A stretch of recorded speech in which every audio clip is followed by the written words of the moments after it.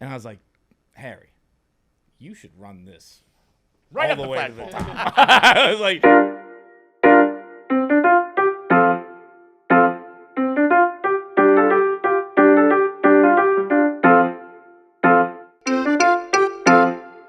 It's another edition of KFC Radio on the Barstool Sports Network. Happy to have everybody back in their seats, the economy seats that we're all in. I First class gate. A confession. This is roughly 100% my fault.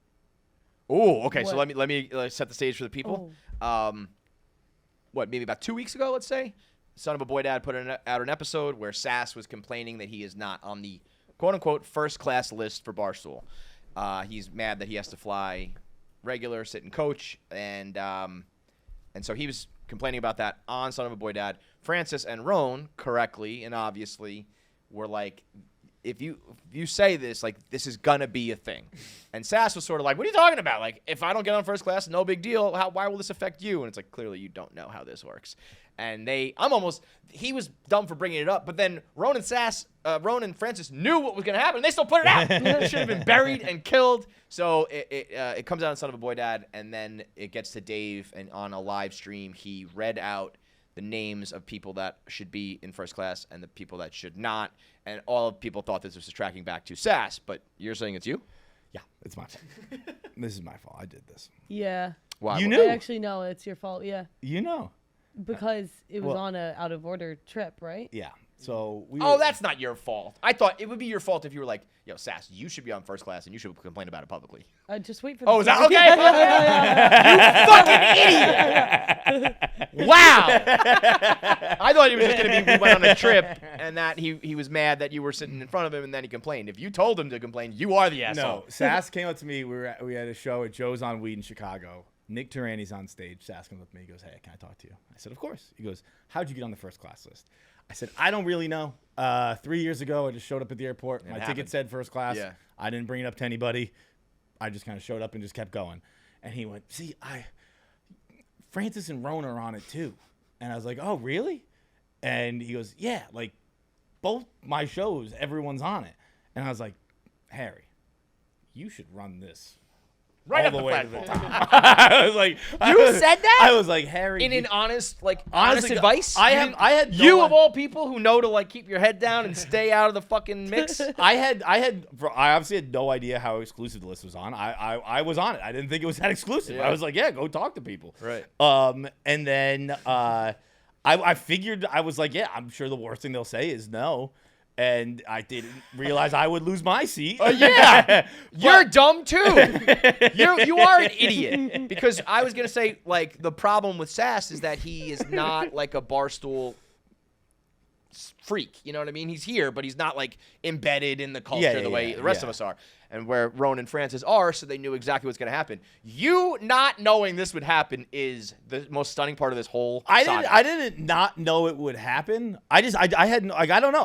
To me, the first class wasn't a big deal. I just showed up at the airport one day and my ticket said first class. I didn't think anything of it. No, I mean, I have the same situation as you. I don't know if that's for everyone else. I wonder if I think some people have it in their contract. I think some people complain about it. Yeah. So for us, it was like, to this day, I mean, I have flown first class for a while now, but every time I'm like, oh, okay, it's first class. Yeah. It's not like a given. I'm just like, okay.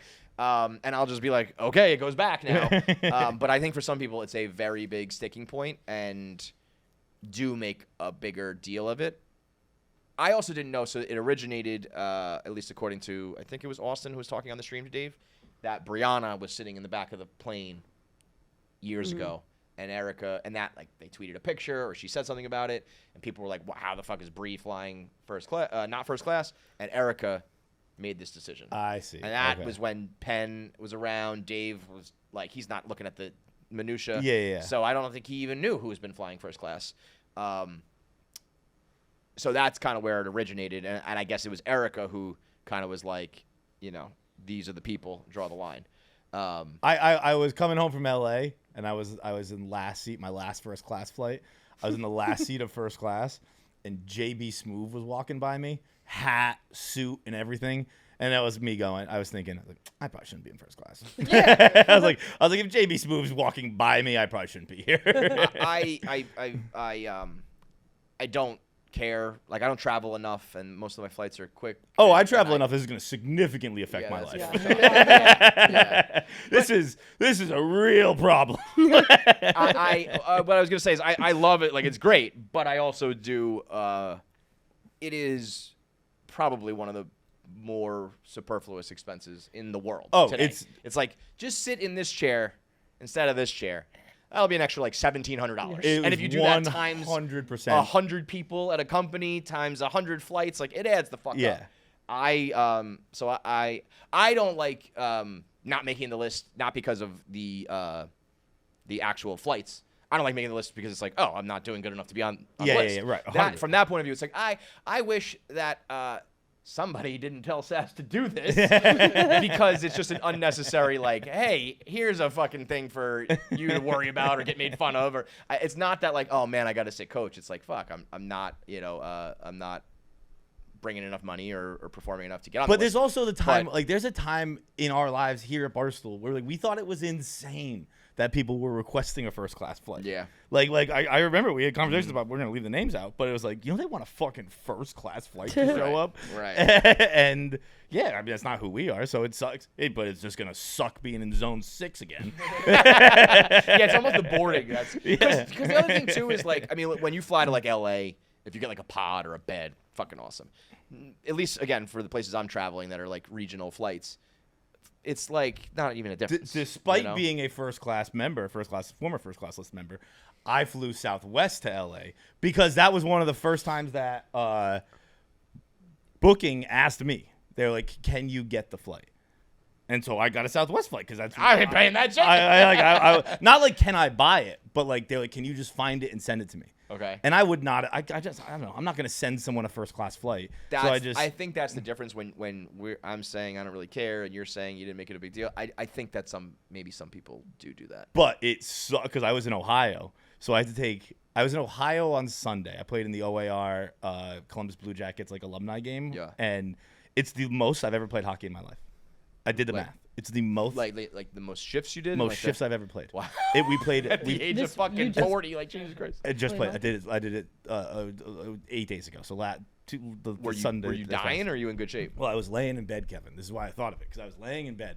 We played 20-minute stop clock periods, that's just an NHL game. Yeah, I was gonna say that's hockey, like professional hockey. In high school, we played 18-minute stop clock periods, which was long because you're supposed to play 15-minute stop clock periods, and we would notice. We would, like, by the end of the third period, we basically played another we'd period. Be like, these fucking guys thought the game was over last Yeah. period. Dumb assholes. Yeah. And so now we played 20 minutes stop clock, and instead of 4 lines, we had 3 lines. Oof. So I was exhausted, and I was laying in bed with a bunch of ice on my dick, and like my hips hurt. And your hips, like my whatever hip flexors, groins, whatever you call them. And I was laying there, and I was thinking, like, in an hour and a half, I have to get on a Southwest flight to Nashville, and then I have to get on a Southwest flight from Nashville to LA. I was like, this was the dumbest idea I've ever had in my fucking life. It ended up being fine, but I was like, I have to fly fucking Southwest to Nashville, then to LA, and I can't walk. There's no chance you guys get taken off. It's a bad look for Barstool to have you guys. We're off the list. Somebody else asked me that, and I was like, they're like, well, yeah, but you're like in already. I was like, no. Do you think that anybody booking the flights is going to now risk Dave being like, I said no? Yeah. There's no fucking shot. Yeah. It's a nice thought. It's over. On my way back from Chicago, I wanted to take a picture of it, but I saw All Business Pete in first class. Now we're gonna start slinging. Now we're shooting, man. Stay low and keep firing, baby.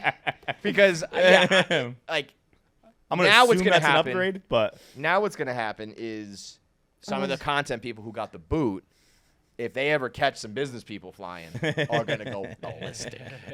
And I do know of at least one person who said that it's in their contract, and then you run into like well, are you willing to go and be like, you're violating my contract for this? Because if you do, then you got a whole other world of problems. to me, none of the stress and drama that can come over this is worth it. you know, and I guess unless, you know, if you fly all the fucking time and it's really going to be a problem, but then that's also the people that it costs the most. So, like, I kind of understand it. I just think it's better to shut the fuck up, get in your seat, deal with it. My only saving grace is I'm not positive that this was there's a chance that SAXX had already recorded that episode and then was asking me, was he in the right? Got it. And in that, I still stand by it. If Jackie, if you asked me, if you were like, is it weird I'm on the first class list? I'd be like, yeah, it is fucking weird. Go talk to somebody about that. Unnecessary. Well, I sent it to Pabs. I was like, I fucking was borderline like, where the fuck is Pabs? I thought everyone at this company was on the list. Well, that's the problem. I think that's why I used to think, and I don't any longer, that John was like the North Star, the guiding light of how to operate at Barstool in terms of keeping out of stress and drama. Apparently he's just thrown that fucking part of his personality out the goddamn window, and now you're some pot stirring. You're gas. You're fucking gas. John is the new gas. I didn't know. I as I understood it, it was just like he was just gonna ask somebody, and I was like, yeah, you should ask. I don't know, like, what's the worst that happens? I don't know, like.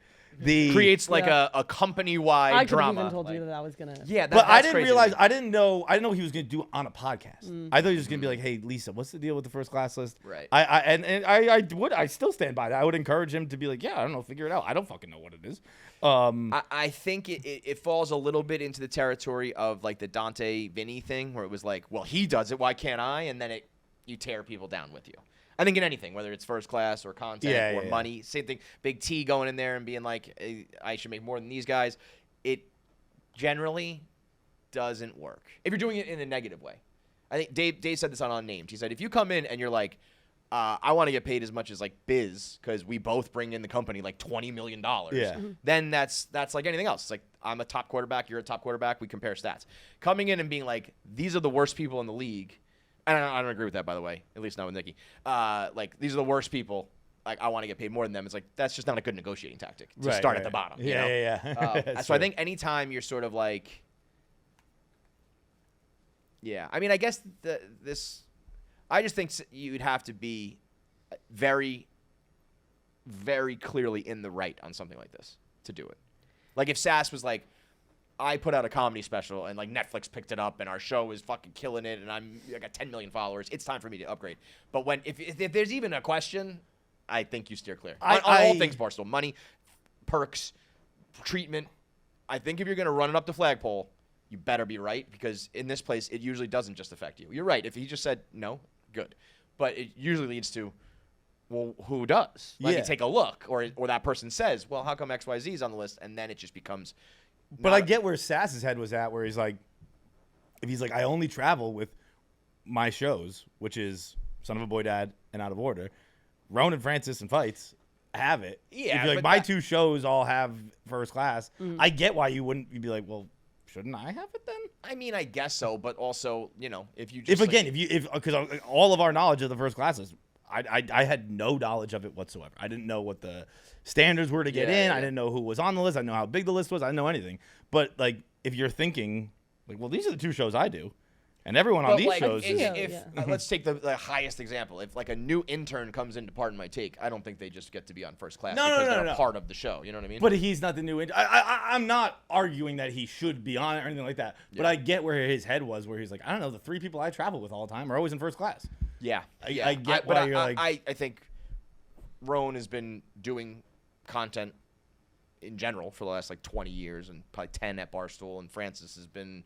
I think you can see the difference between those two and him. 100%. But I also just see why his brain went there. I see why his brain went there. Well, if everyone else is on it, like, by the way, if we were talking about a different company, totally agree. It's just that you have to know how to operate within Barstool. At the very minimum, it's going to become content. Yeah. Dave's going to go like, even if he agrees, he's going to be like, let's make the first class list. But even that, Dave only makes content when he wants to be. Because like, I don't think that was the first time Dave saw it.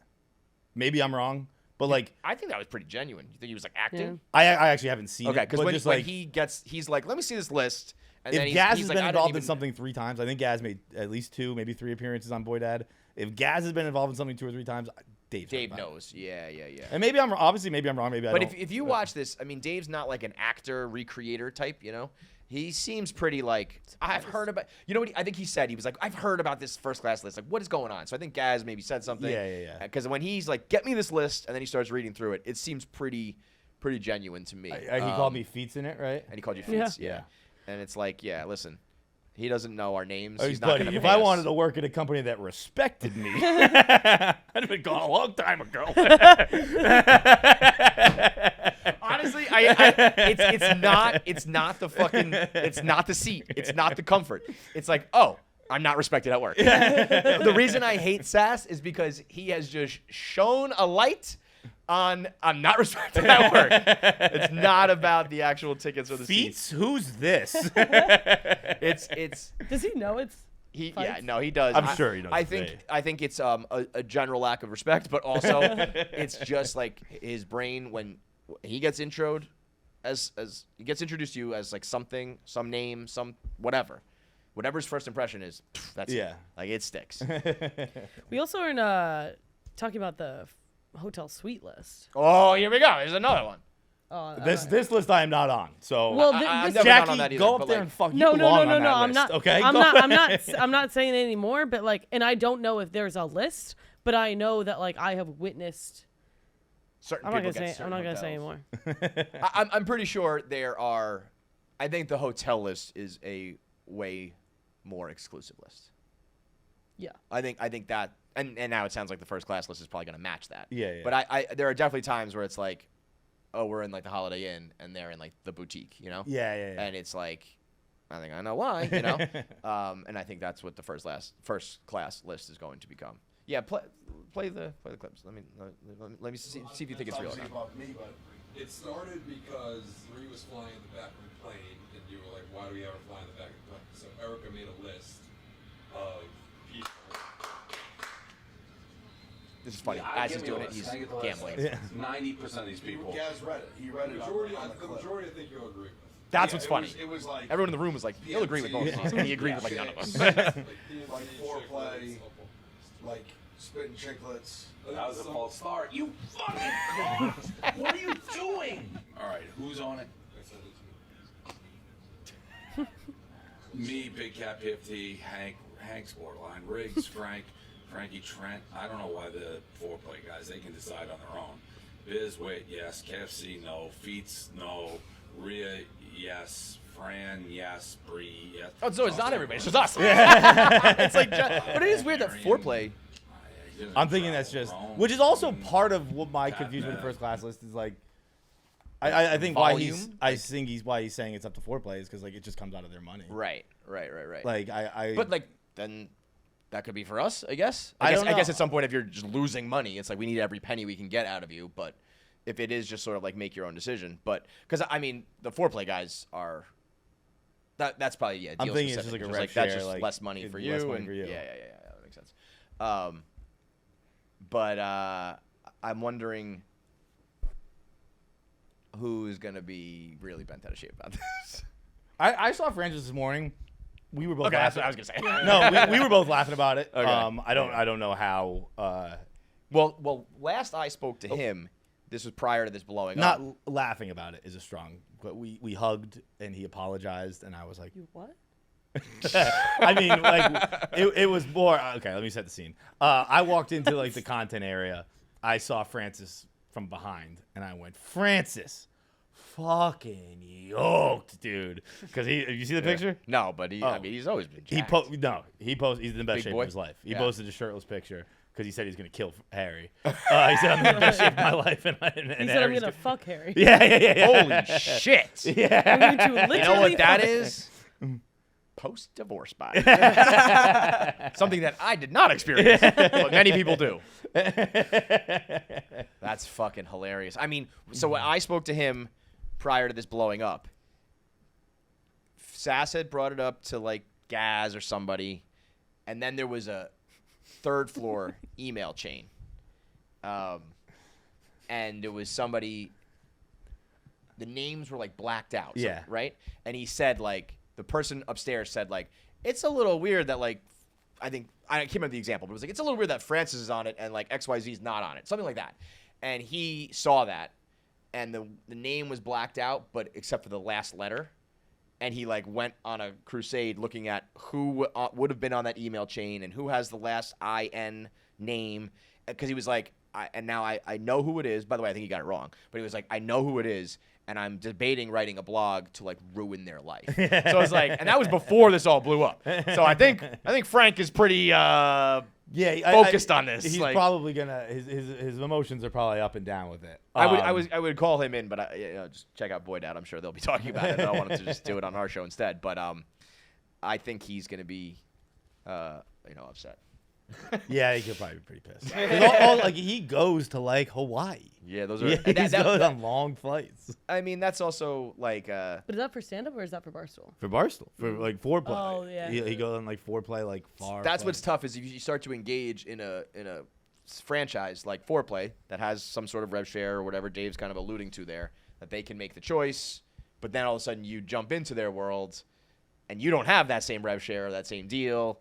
You don't really get the choice anymore, and like you got to just fucking sit in a shitty seat for 12 hours.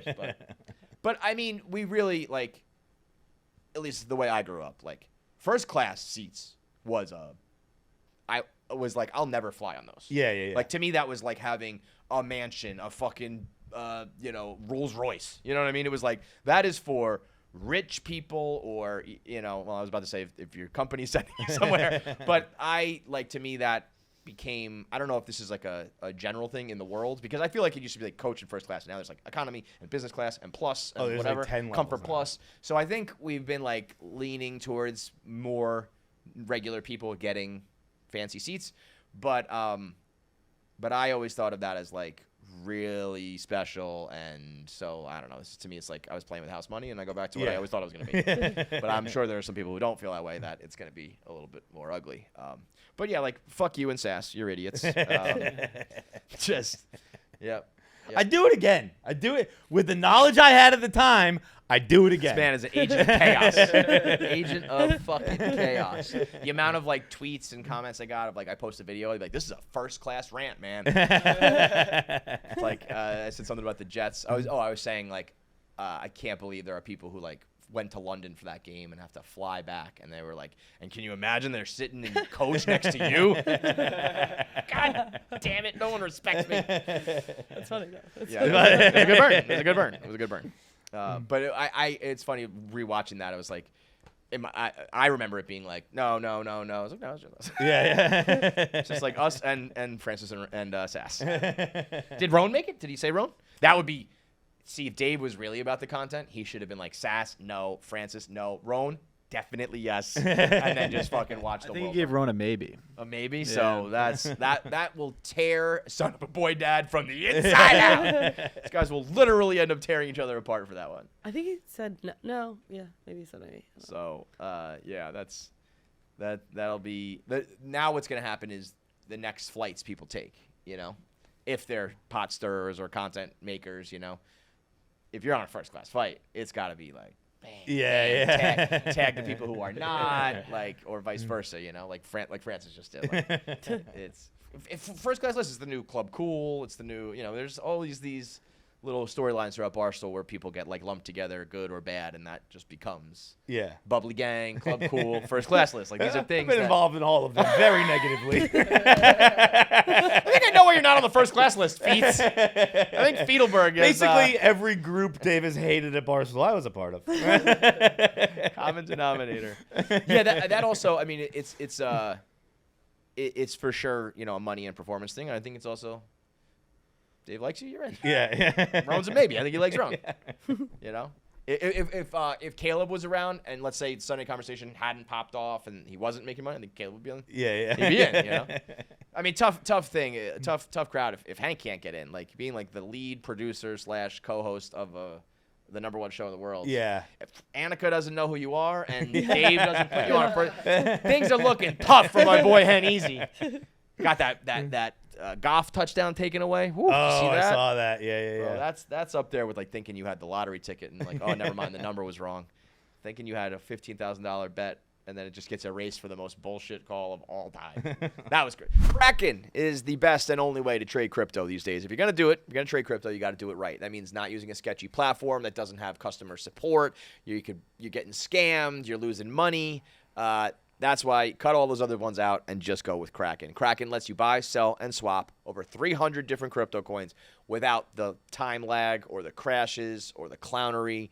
All of it is above board, all controlled, and all a very easy-to-use interface. I think the number one thing when people are like, hey, did you buy that new meme coin or this new Bitcoin, this, that, Solana, all these things, people are like, I don't know how to do it. You got to be very proficient on the platforms and the websites. Now it's just like any other app. You can download Kraken and buy and sell with ease. They have DCA done right, which means you buy more when prices dip and less when they spike.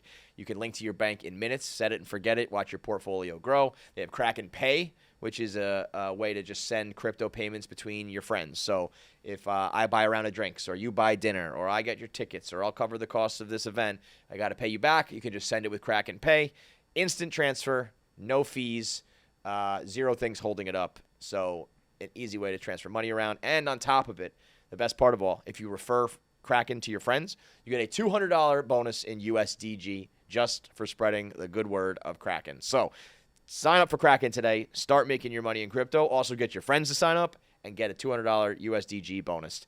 So quit waiting. Head to kraken.com/Barstool. That's KRAKEN.com/Barstool. Not investment advice. Crypto trading involves risk of loss and is offered to U.S. customers, including Washington, New York, and Maine through Payward Interactive Inc. SAXX is the original pouch underwear that will change your entire underwear life. I'm sitting next to a man who needs as many pairs of SAXX as he can get. Oh, just to cradle me. I need SAXX for a lot of reasons, but just to get rocked like a baby. That's because SAXX has the ballpark pouch technology. They have had that since 2006, almost 20 years of being ahead of the curve, where they knew that underwear needs to just be more than a pair of underpants. It needs to be a performance garment that has this pouch technology that's the most comfortable underwear, period. It holds your balls and your dicks so things don't get bunched up. They don't ride up your leg. The waistband is nice and soft. It's an upgrade that is going to change your everyday life. You wear underwear every single day. So to skimp on that or wear something that's uncomfortable is crazy. It dictates your entire mood for the day. No chafing, no weird adjusting, no riding up. It's the kind of underwear you notice when you put on. You're like, oh my God, this is so goddamn comfortable. And then you walk out of the house and you never think about it again. SAXX underwear will make you realize how bad your old underwear was, how bad your old life was, and how great your new life of being a SAXX man is. So upgrade your drawers and upgrade your day. Visit saxx.com. That's SAXX.com to upgrade your comfort today. I was in LA. We were promoting mascots, but last leg, I get to LA and I'm just captivated by the LA air. All I did was eat raw fish all day, and Sushi.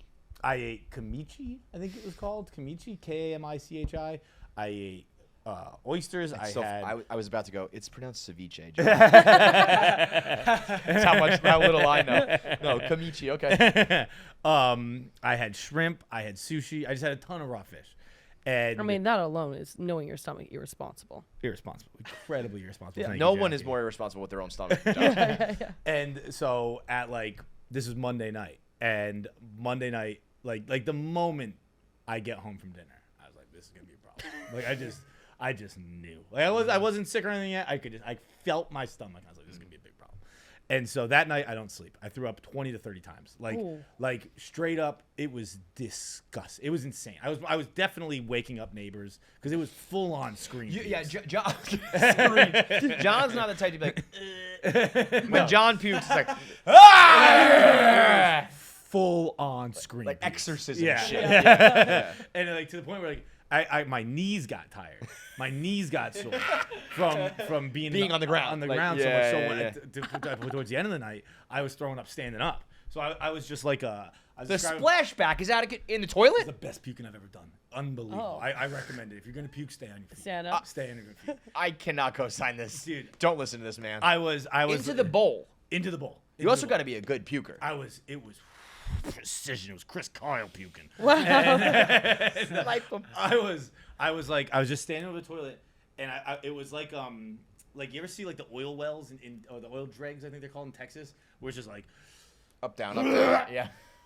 like bro, I just wasn't fucking moving. It was just This is in a hotel, right? in a hotel. Okay. In a hotel. For a second, I thought you were saying that you did this at Edelman's No, house. no, and no. I was This like, is oh my this is God. from midnight to 9 a.m. on Tuesday morning, and I'm laying in bed, shaking, shivering. I'm like, I can't do. Like, I'm gonna have to cancel. I can't do this. There's no way I can do this.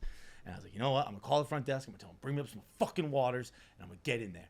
So I call the front desk. I go, can I have 4 waters? They said small or large. I said large, please. They knock on the door. It's pitchers of water. So they bring them in on the fucking room service tray. They're like these big fucking outrageous. glass containers of glass pitchers of water. I'm slamming the waters, whatever. I get to Edelman's house and I just locked in. I recommend the interview if you like Barstool. We talk a lot about the Brady 4 and all that stuff. But I locked in. I was perfect. Slamming waters the whole interview. We're in a room about this big, is where he records. And we get done, and I was like, yo, man, you mind if I go to the bathroom real quick? Nothing crazy. You didn't actually say that. I said, no. I just said, If someone ever said, can I use your bathroom? It won't be a problem. It'll be a totally normal bathroom experience. I know that's not a normal bathroom experience. So just so you know, I can tell the way you're looking at me. I didn't have food poisoning last night. I didn't eat 7 different types of raw fish. Trust me. And so we're in this room like this, and I get up off the couch. I'm like, yo, can I use the bathroom real quick? And he goes, dude, perfect. It's right there. Oh, no. Right? And so That's the worst. So there's like there's probably 7 people in the room. The fucking door is right. Like, man, when I ask to go to the bathroom in a regular situation, I'm hoping you say it's outside. I'm hoping you like I have an outhouse. Yeah, go down the street to the right. Like, even if I'm just taking a piss, like I want I don't like people being around me in the bathroom. Is that at this point like it's an emergency? It's a problem. Yeah, it's a problem. It's a big Nothing to be concerned about.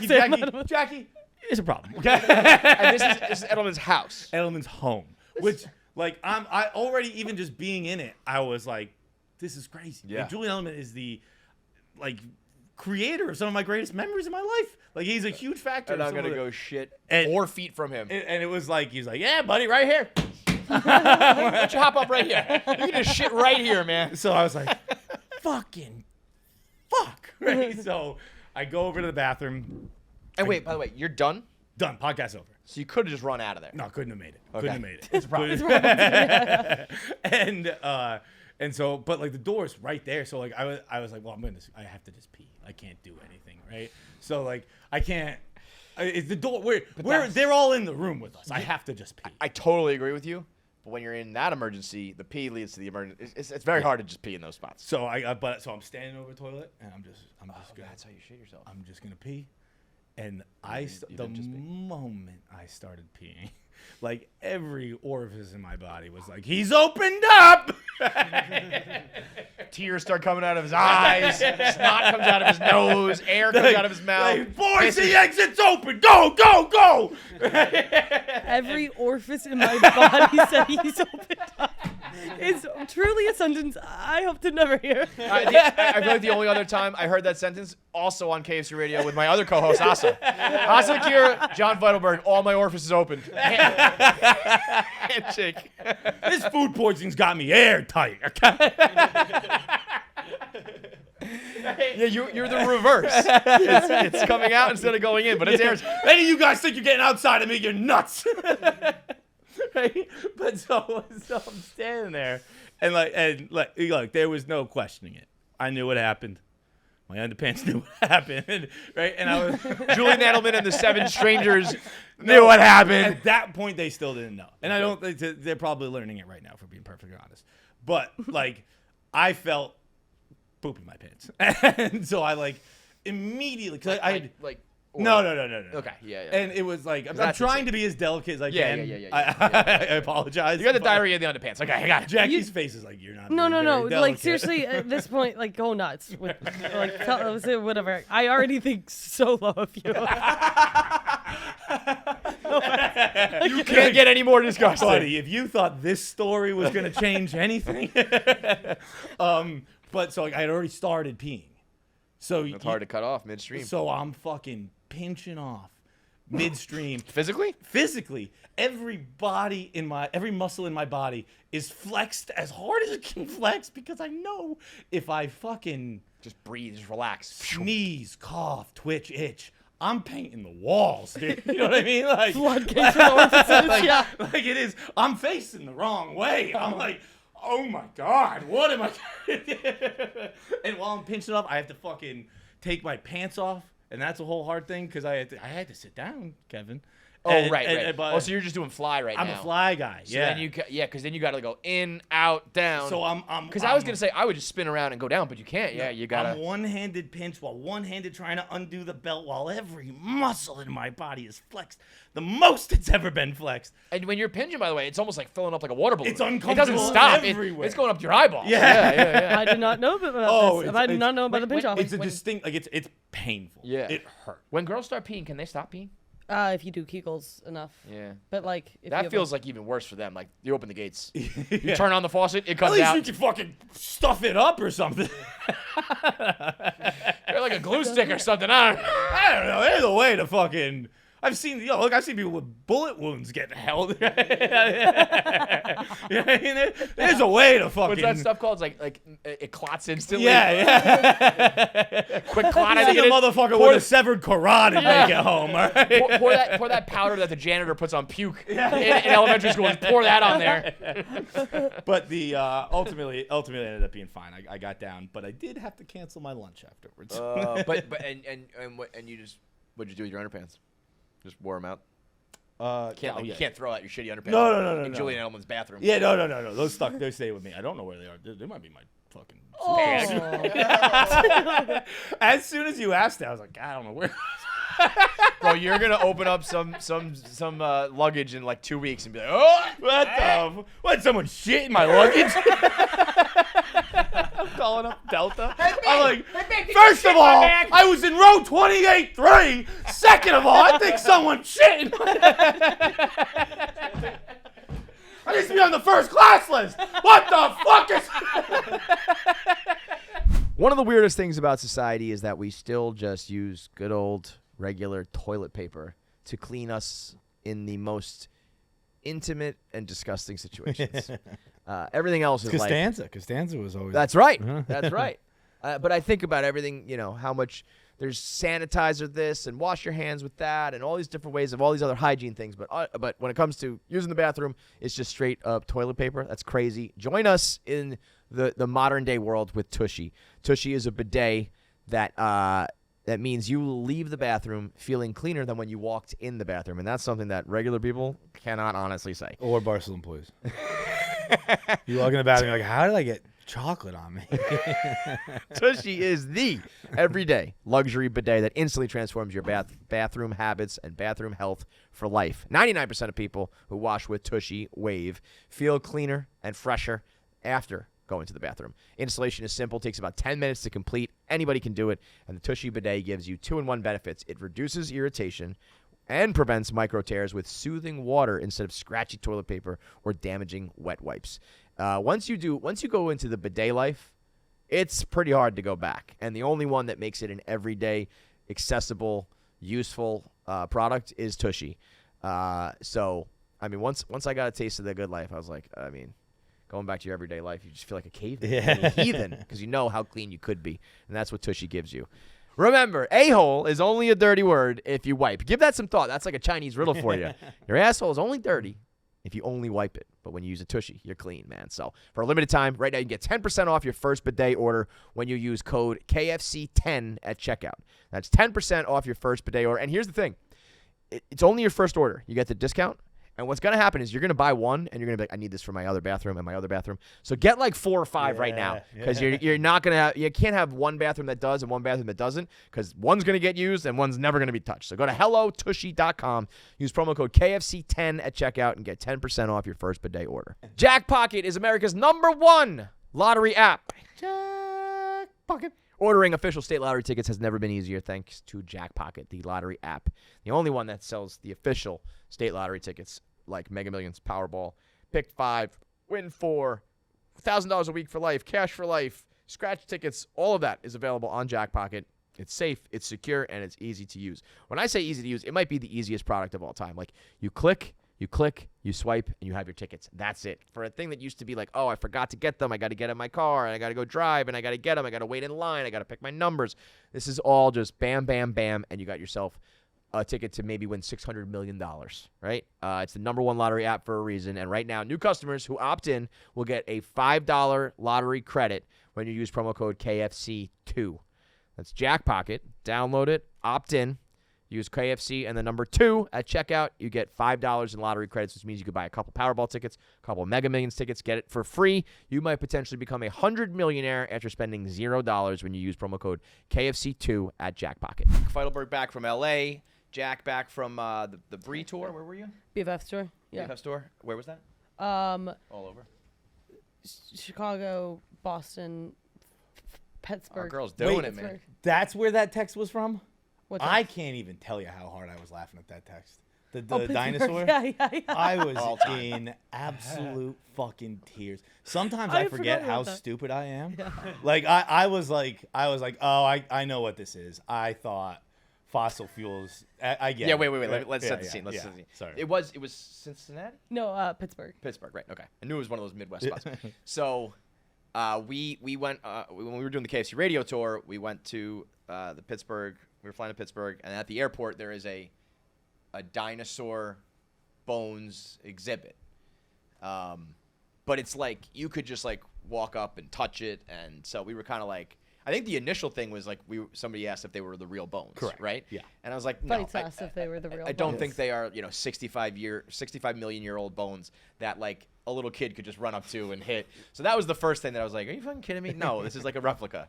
And then the second thing was that you thought that fossil fuel comes from dinosaur fossils. Correct. Melted Melted dinosaur bones. down, right? Melted to be specific. And I think this is one of those things where it's like, I don't know what fossil fuels are, but I know that we didn't like collect all the dinosaur bones and melt them down and power the whole world out of them. I thought it was like the Ring of Mordor.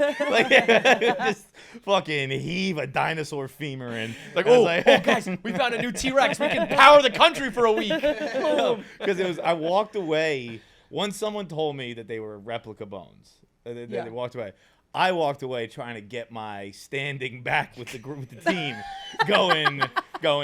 Yeah, I knew that. Obviously, if they were real bones, they would have melted a long time ago.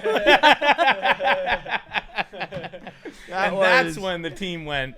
He might be real dumb, and someone. That's when you went. I might be real dumb. No, at that point No, I was like, I'm showing them. I know what I'm talking about. Were you digging in out of stubbornness, or you were like, you guys are wrong, I'm right? Oh no, I just thought the dinosaur bones would He's have trying to melted. he's trying No, to show what else he knew. I just remembered that fossil fuels exist, and of course, if they were real bones, they would have melted by now. Google what is the definition of fossil fuels? Because again, it's one of those things I hate to when I'm like, yo, you're fucking stupid, and they're like, okay, then what is it? And I'm like, well, all right, I don't know that. Yeah. But I do know you're dumb. But the funniest part was when you both turned around and gave me the look of like, John, what is he talking about? Not- And Paz went, let me step in here. He's talking about fossil fuels. I mean, Non-renewable energy sources like coal, oil, and natural gas that formed over millions of years from the buried remains of ancient plants and animals. not. Hang on a second. Yeah. That sounds like melted dinosaur bones. That sounds like a fancy way of saying melted dinosaur bones. But I think Google it's a choice. just the definition of just fossils, because that might just mean any living thing that has been dead for a long time. Yeah. right? That is. Yeah. So it has Wait, no, preserved remains of prehistoric life. so at least 10,000 years old. So Hang on. No, fossil but fuels come from I melted might dinosaur know bones. exactly what fossil fuels are. no, you thought that the bones specifically melted, Yeah. so you don't get credit for this. No, I know. No, Look, but here's the deal. he is way. But okay, so no, fossil fuels are not made of dinosaurs. This is a common misconception. Okay. Instead, coal comes from ancient plants. Can you move that thing for a second? Ancient plants like trees, white oil, and natural gas originates from microscopic marine organisms like algae and plankton. So okay, so you're close in the sense that it is old, ancient, living things. You're wrong in the sense that it's just not dinosaurs. And like but the it could have bones been. are like, could have been. Maybe you know what? Yeah. Maybe there's a new energy Yeah. that we don't know about. That hey, go to the Smithsonian, get all those bones, and let's we don't need the Middle The East anymore. Japanese are going, no, don't do that. Do not create an energy source out of a dinosaur. Trust me on that. The atomic breath. You're gonna regret it once you see the atomic breath. But that is way closer than I even thought. It's closer, except that like the bones are notoriously like the one part that doesn't decompose. Like notoriously, that's why we keep finding them. Yeah. And that's why the only reason we know about. So it was crazy for you to be like, well, they would have melted by now. Yeah. No. And then it was just funny that I don't know if notoriously has to be getting thrown around. By the way, do you remember when I was saying that I was trying to basically say that I think we don't really know anything about dinosaurs because we're just kind of making up pictures with their bones? I don't know if we ever did this on the show, but I remember after saying that, because some people were calling me dumb and whatever, there is a dinosaur that we just completely incorrectly remade, and it's like, it looks like a fucking unicorn.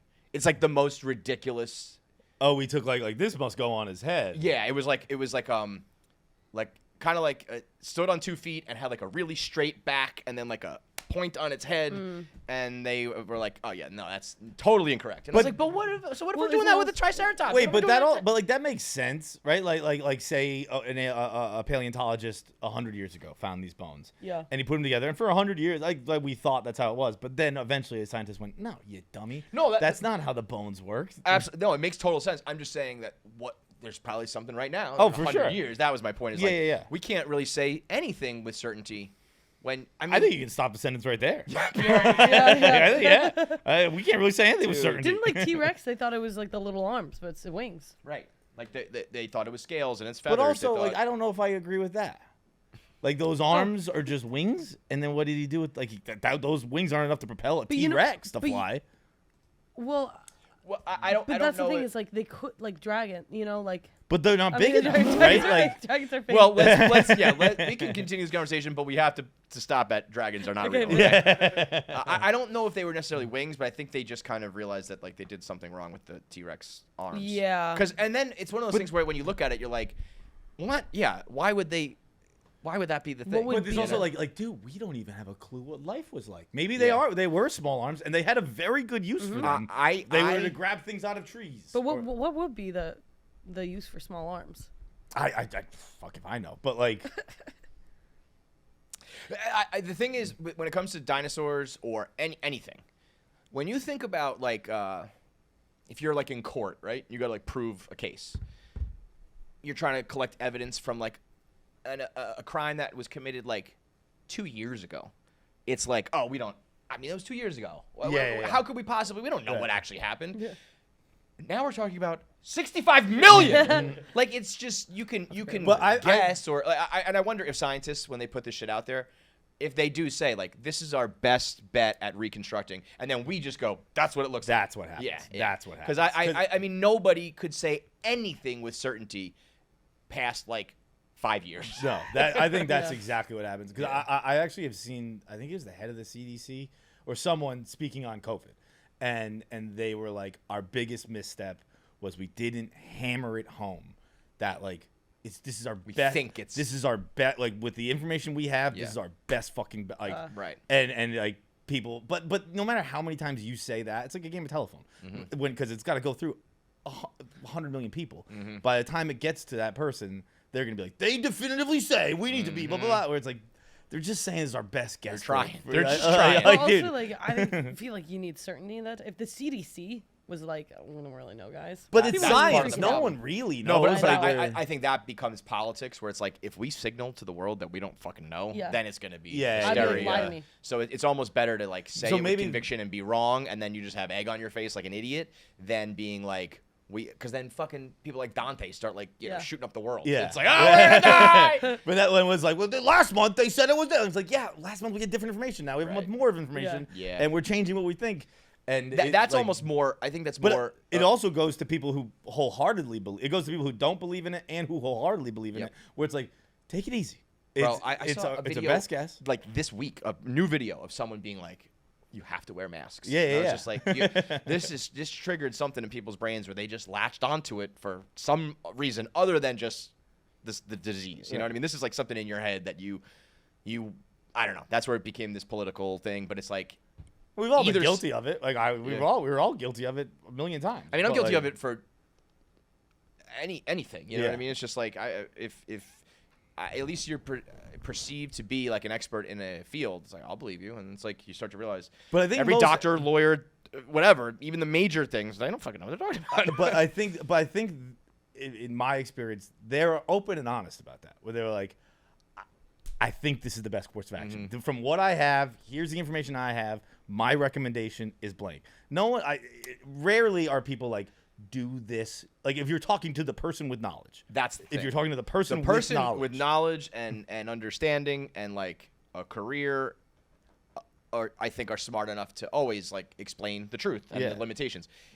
I think it's the especially in the social media world, there's so many people who purport themselves to be an expert, and it's like, especially legal experts, relationship experts, therapists, and those are the people who are like, this is the right thing. Right. And they say it so loud and with their chest, and they have millions of followers, and then people are like, whoa, you know.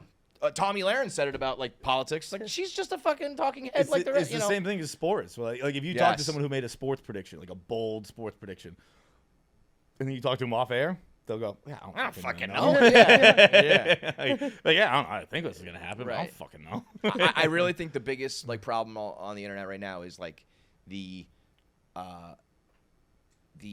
fake experts, or you know, wannabe experts who speak as if. And the problem is, if you're like articulate and smart enough and know some more information than the average person, to the average person, it feels like an expert. Yeah, you know? That guy knows what he's talking about. It's like that guy is a little bit smarter. That's why I always said about like the Joe Rogans of the world, and like they just know a little bit more, and that makes you go, okay, I'll listen to this guy. And I don't fucking know.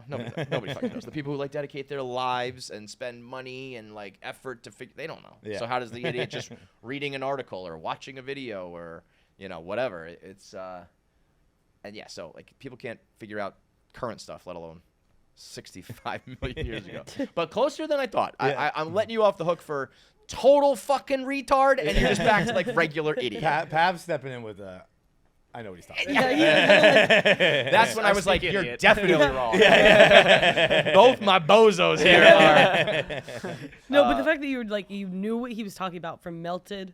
But it would have been melted by now, and I go, I know what he's talking about. I also brought this up, but like, in terms of us not knowing what dinosaurs look like, they had an article that was like, if you put skin in, you know, like skin over dog bones, that looks like a dinosaur too. Like they might be, you know, like more filled out and like voluptuous than we're giving them credit for. Damn, these dinosaurs. It's a good point. The dinosaurs might be hotter than we're giving them credit for. Okay, wait. Have you guys consider that dinosaurs were sexy? Voluptuous? As it was coming out of my mouth, I thought like this is a weirdly perverted word to use. But, like what if they just look like Jessica Rabbit? In the Mesozoic era, they were like kind of hot, but the Jurassic era, they were baddies. That's when they got ass, dude. Who do you think? What do you think is the hottest dinosaur? It's gotta be. I think there's like a correct answer. I think rhinoceros. No, sorry. That's like the fat chode. I'm sorry. That's like the rhino might be the ugliest. Oh, that's also not a dinosaur. Yeah. Well, rhinoceros is not a dinosaur. That's just an animal currently alive. But I have said this before. I heard they still have one at the Bronx Zoo. When you see a rhino, the problem they're just not the right size. But otherwise, that's a fucking dinosaur. Yeah. And by the way, if you just pronounce it rhinoceros, that's a fucking dinosaur. But it's just not the right that's size. a dinosaur. For the record, like I think that's probably your male perspective that's making you think. Like a rhino you think he's like? Do you think it's a hot man? Yeah, he's like a manly man. Yeah, what type of personalities do you think that these dinosaurs would have? Okay. Go one by this one. game. Who do you think they voted for? Like the Diplactus or whatever. Definitely Kamal. The pterodactyl has the most female energy to me. Big time. Yeah. I think velociraptors are girls as well, probably because the guy says "clever girl" in Jurassic Park. But I do think they come across to me like the girls that we have dealt with in the past, who are like they're really clever and they can like kill you and ruin you. But like that to me is like the dinosaur, the velociraptor. They're very capable and dangerous women. Yeah. are the Velociraptor. The T-Rex is definitely a very insecure douchebag. Oh, I can see Yeah, that. yeah. He's the loudest in the room, Yeah. but it's like, yeah, you and your little. If you make put it this way, you make fun of the T-Rex's arms, he's like going home crying. Okay, Yeah, 100%. yeah. This is my weak point. You're right. Jesus Christ, they need to make these names. The whatever. You got, the This one. kangaroo looking one with The like the hair. Parasaurolophus? That's a girl. Yep. Oh, really? I thought she had a big And dumb head. kind of voluptuous. Yeah, she got an ass. Yeah, She got those lovely lady humps. Yeah. Stegosaurus. That's, I don't know. Katy is the first thing that popped in my head. I think that the Brontosaurus / Brachiosaurus is the hottest. I think they're like a runway model of dinosaurs. That's a great call. Long neck, Yep. They're very slender. They walk with Oh, a I lot of see. sass. They take their time. Yeah. Yeah. Like they're like we can't like kill you or anything, but like you can't kill me either. Like I'm just fucking here eating these leaves. You can't fuck with me. Yeah, but I don't know if like the proportions are runway. I don't know. You think? I think they absolutely are. I think like that. It doesn't have an ass like the other dinosaur, like you said. It's just like. Yeah. And what's the Dilophosaurus, which in Jurassic Park is the one that has the like skin that pops out of their face and then they spit on you. Which, by the way, that's not real. That was made up by Jurassic Park. Yeah. But going with the Jurassic Park interpretation of it, what do you think the Dilophosaurus Guy. is? A guy? I think it's like I a. think that's very You know what? You know ejaculative. Oh yeah, it's like coming on you. Yeah. You know what? To me, Like the Dilophosaurus- rhinoceros or the stegosaurus, I guess we'll use its old-fashioned name. We'll use its dead name. Is very phallic, Yeah, which I can yeah. see why you thought For that sure. was a guy. Right, Yeah, he's got yeah, the yeah. horns. I think the Dilophosaurus is like the teens and preteens who get out of school at 3 p.m. in New York and we're afraid of them. Yeah, Like yeah. the little ones that are like, oh, look at Just- that little kid. And they'll Yeah, well, it Like, makes we'll kill sense. you. Well, it makes a lot of sense where it's like, kid who just got out of school, like, fucking someone wants to come. I gotta get this That's out. someone I've who's been in like, class all day. I know mom and dad get home at 5. Let's get the fuck out of here. I'm getting kind of, and this might be offensive towards this person. Zach was the first person that came to mind with the Dilophosaurus. I can see that. Just like packed with like sass and like anger. We could do a whole other like half hour. Which dinosaurs are Barstool personalities? Yeah. We got Katy, we got Zach. Man, this is podcasting at its best. The Chiefs Lions game makes me believe the NFL's rigged people. That's how bad that was. Was it? They had- I was at the 0 penalties called against them the whole game. the Chiefs. Yes, not one penalty the whole game. Took back Goff's touchdown, which was not a reviewable play, but you're allowed to discuss it. So they didn't go watch the tape, but they did confer, and they. Okay, so this happened with our game. This happened to the Pats too. They Oh, took yeah? a touchdown off the board. That's- It was. They said that because Goff caught the pass, it was like a trick play, and I guess they said his pre-snap motion was like illegal. He didn't like stop. But he did. If you watch the play, to me, it looks totally fine. But they had 0 penalties. They got the touchdown taken off the board, and there was one other thing that I think was pretty egregious. Go down one because the tweet I saw listed them. So what is that? 1, 2, 3? No, never. Oh, it was like a crucial first down. Mahomes was running the ball, and runs right past the guy, getting like 2 handfuls of jersey pulled on a hold that was like impossible to miss. Really? So Dude, things like that make you go like, what the fuck? I always think like obviously like reffing is hard and all that shit, but like I never understand why. Like why would the NFL want that? Why would the NFL like when the Patriots with the they want Patriots the like Chiefs? The theory here would be that the Chiefs, we need to get the Chiefs like out of this hole and back to the top. Yeah, no, I know, but like, I just don't think that like that's that important to football. I think the chaos of it is what people care about. Like People hate the Chiefs just as much as people like the Chiefs, and they And, like, but like- I could see the idea being like, we want them to be like in the Super Bowl for those people to hate them, and we want Taylor Swift there, and we want all that shit. But I honestly think that's so insane. Oh, but yes. No, don't get me wrong, this is fucking crazy. But like when it's this poorly become officiated, so it's like, commonplace in all sports. Like I like when we were kids, we would talk about it. I feel like, but I feel like now when we talk about sports, we don't even talk about the game. We just talk about the officiating. Well, you know what I think was a problem, at least in the NBA, is motherfuckers getting caught. Yeah. Like that at least plants the seed of like, well, it could be that, and we have a proven example. This is just the guy who got caught. How many guys are doing it? Don't get caught. Now that I don't think has any other sports gotten caught with umpires or refs? Not that I'm aware Yeah, of. so but that's enough for people to be like, well, Donahue, whatever. But the Pats game, Pats had two extremely blatant, Penalties. humongous penalties. Like one was a touchdown. It was probably a 60-yard pass Drake made, Pop Douglas, and got called back for a phantom hold on Stephon Diggs. Mm-hmm. And then like a 40-yard, here's Stephon Diggs. This is a pass interference on Stephon Diggs. Yeah, that's crazy. That's crazy. That's But nuts. you know what? Like, what's so silly is like picking out all these things when if they blew that call, this is the other one. This is They didn't call that? No, they called that a penalty on Diggs. This is a 60-yard bomb touchdown that they scored on. That's crazy. And they called that a penalty on Diggs, but they didn't call it in the play. Like the touchdown happened, everyone they threw celebrates, and then a flag gets on the field. But we can pick apart all these plays. If they didn't call that or they did call it, what was the Saints thing? I mean, Yeah. that play. They did call pass, or they did not. They Right? did not call And pass I got like interference fucking on a tackled, full right? tackle, yeah. And like that's the Sandy Hook of sports. Yeah, where they go, if they didn't change anything, then they're never gonna. If the Saints didn't enact any sort of change where like umpires and refs need to be accountable and do post game interviews, I really think that's a pretty good step, though. I think if those guys had to be accountable, I think they'd be a little sharper. Like They do now. Publicly? It's not. because I have seen interviews, transcripts. So they're. That shit has to be on fucking camera. I think it's not on camera, but Yeah. they do have to talk to press now. Because there was a quote about the Goff thing, and they were like, "Yeah, we got together, and some people thought he was moving, some people didn't. But if that's on tape, on TV, I just think you'll be like, I really can't fuck. It's just more accountability, you know. My thing, and I made a video about this yesterday, and this goes for the Jets times a billion, but also all pro sports, and really to go back to what we were talking about with dinosaurs, bones, and scientists, and lawyers, and doctors. Aaron Glenn made some decisions that are so baffling that I can't comprehend how it happens. This is not like a hindsight's 20/20. Like, why did you throw the ball when you should have run it? It's like, well, yeah, you as a fan saw that, and now you're complaining. Or like just strategy, nuance, and stuff like that. This is like they went for it on they fake punt to go for it on 4th down at the end of the half, get the first down, run the ball once, let the clock expire. That is so impossible.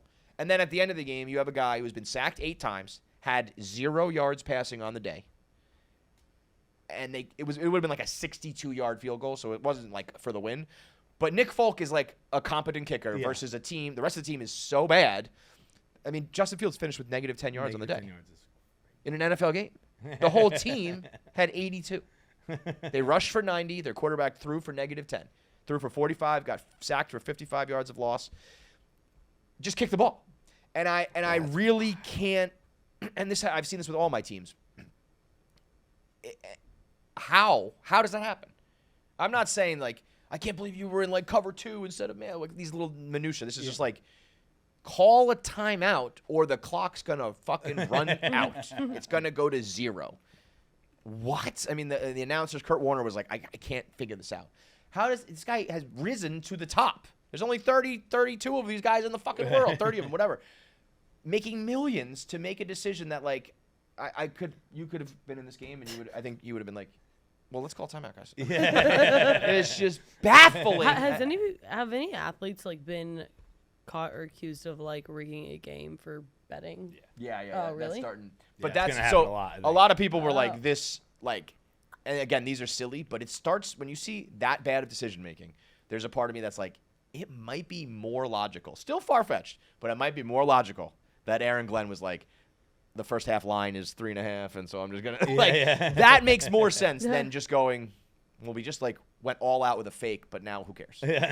So yeah, I mean that happened a bajillion years ago with the White Sox in like the early 1900s. They threw the World Series. And there was one guy famously who played hard. Shoeless Joe Jackson was like, I'm not doing that. So everyone else stunk, and he batted. I think that's like at least the story I've heard is that Shoeless Joe Jackson batted like 350, and everyone else stunk. So that's I didn't like know the that. big I one. thought Shoeless Joe, just because of the sketch, I thought Shoeless Joe was like really involved in it. No, I'm pretty sure. But again, that's what, like the fairy tale. I wonder if it but was like where I am basing my knowledge from is out of order. no information. But then there's been some refs Why in they the call him NBA. Shoeless Joe? Well, that was the sketch. Was that it was to it was a PR company. We never put it out. But Oh, it okay. was, So I don't think I saw this. it was a PR company, and Shoeless Joe Jackson comes in, and he's like, so I'm Shoeless Joe Jackson. I'm one of the greatest hitters of all time, but I'm also a racist, and I beat my wife, and I think I'm going to be remembered for the Black Sox. And someone in the PR company goes, have you tried taking your shoes off?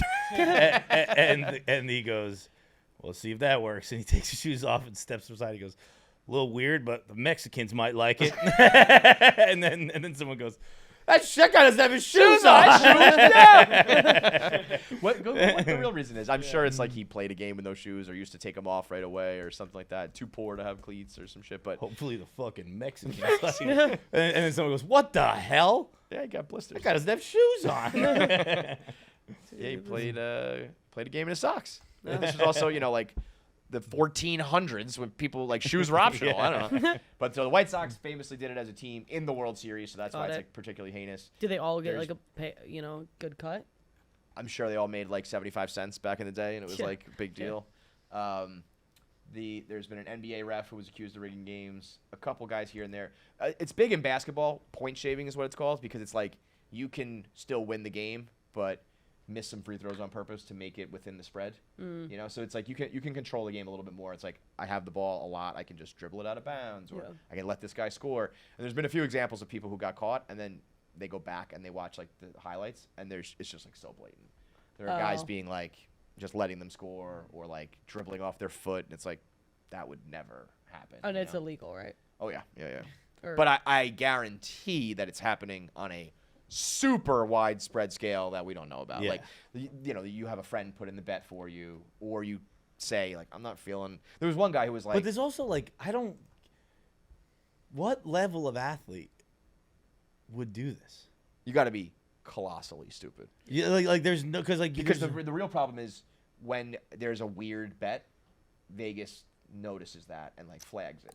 So you can't make enough money because if it was just like, oh, I'm gonna place a $10 million bet on me like not scoring tonight, I'm gonna hit this bet, I'm gonna be set for life. They'd be like, no, this is such a random weird bet, something's going on. Or if you tell like your friends and everyone starts to put money into it, they go like, what's happening here?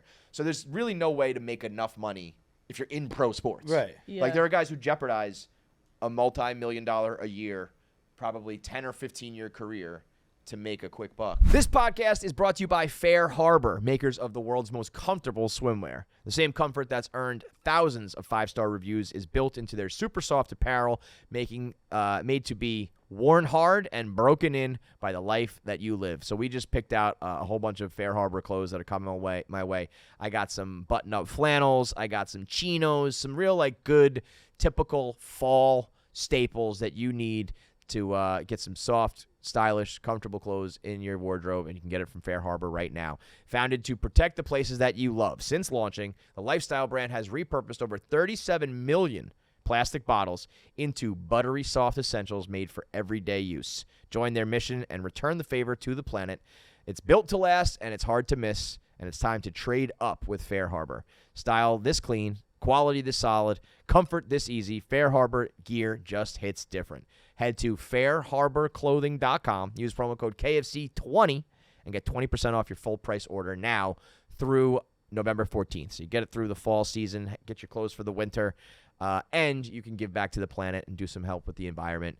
All for 20% off when you use promo code KFC20, KFC20 at fairharborclothing.com. That's Fair Harbor, HARBOR, clothing.com. And let them know that we sent you. Past week, while you guys were out, there are two people who I think are completely fucked right now, strictly because of the internet. Like you really nowadays you have to be like really proficient in your field, and then also be proficient at the internet. You know what I mean? Yeah. And like if you're not, I think it can derail like the most competent, talented experts, whatever. You know what I mean? Like it can really ruin everything. This girl, Katy Porter, is the latest example. She's the Democratic representative in California. Was pretty much considered to be the front runner to win the 2026 election to become governor. And there was one bad interview where she was like arguing with the interviewer and got very testy and wanted to walk out. And then a second video that leaked after that one came out of her just screaming at a staffer in the shot of her Zoom call where and the craziest part is she was correcting her. Katy Porter was saying some shit that was not right. And she's like, get the fuck out of my shot. And the girl's like, I just wanted to tell you, you're not right. We're not doing it for like electric cars. We're doing it for blah, blah, blah, you know? So it's like, she wasn't just like fucking around. It was sort of like, hey, right. This is wrong. But it's funny to watch in a industry or whatever you want to call politics field that is so cutthroat and shitty and corrupt and horrible in general, like baseline. Being rude to your staffer is like you're done.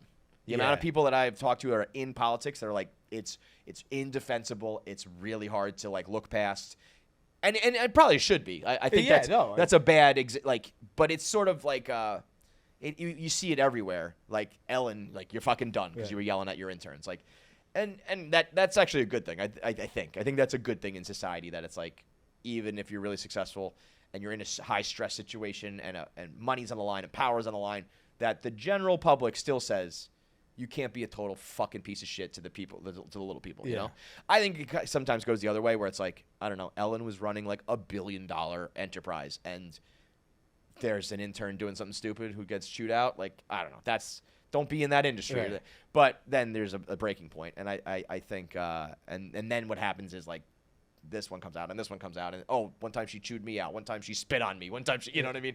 All it's the stories also start coming out. It's I hate to be lame and do like an authenticity thing, but like if you're always a nice person and you're an ass, like, like if you're an asshole and you're an asshole, that's fine. Right. If you're a nice person and you're a nice person, that's fine. It's Dave. You can't be a nice person and an asshole. You can't just be the both. A lot of people have said about Dave, like he can be tough, but you know where you stand. Yeah, like you know what you're getting. Dave said it himself. Like I'm mean with ease. Like that is what you're getting, and then people don't get upset or mad when he's like screaming at somebody because it's like that's. I think that's interesting with everything. Like it's the Manny being Manny thing. That reputation, you know. Mike Tyson can just be a fucking lunatic. Like, but it's the same thing, right? It's like they're authentic. Yeah. And whereas like A-Rod caught so much heat because he played this like proper guy, and then it was like, okay, you're cheating and you're kind of a dickhead and all that shit. It's the difference between public and private. If that's too great, then people are like, yeah, you're a fraud, and rightfully so. Yeah. And then the other one is this guy, Hasan Piker. I had never heard of him prior to this, but I think he's a very successful I feel like it's the same thing. Like I've heard a lot since, but I hadn't heard. I hadn't heard him before. I think he's a left wing, but like really engaging in like Israel Palestine type stuff. And so this guy was streaming, and his dog was in the background. I think his dog is like always in the background. It's a really cute dog. And she gets up. Her name's Kaya. Big chow dog, very cute. She gets up. Mug I got from England. That's a different one. So now what's happening? Same thing with him. There's a bunch of different videos of him coming out doing this. The original one though, if we can find that, there's no way to prove. You don't see him like hold up a clicker and push the button. You can't tell what kind of collar the dog is wearing. But throwing out the shock collar, the way this dude reacts from just his dog standing up. I think this is the one. But rewind it to the beginning. Because he's talking about politics, and then all of America's much more consequential violence, okay? It's the same reason as to why America, Kaya, please just fucking go, just stop. Now wait. So let's say that was not that was a mistake or something. Christ, this reaction. You're being such a baby. It's just. You're making her stressed. She just literally is so incredibly spoiled from my mom.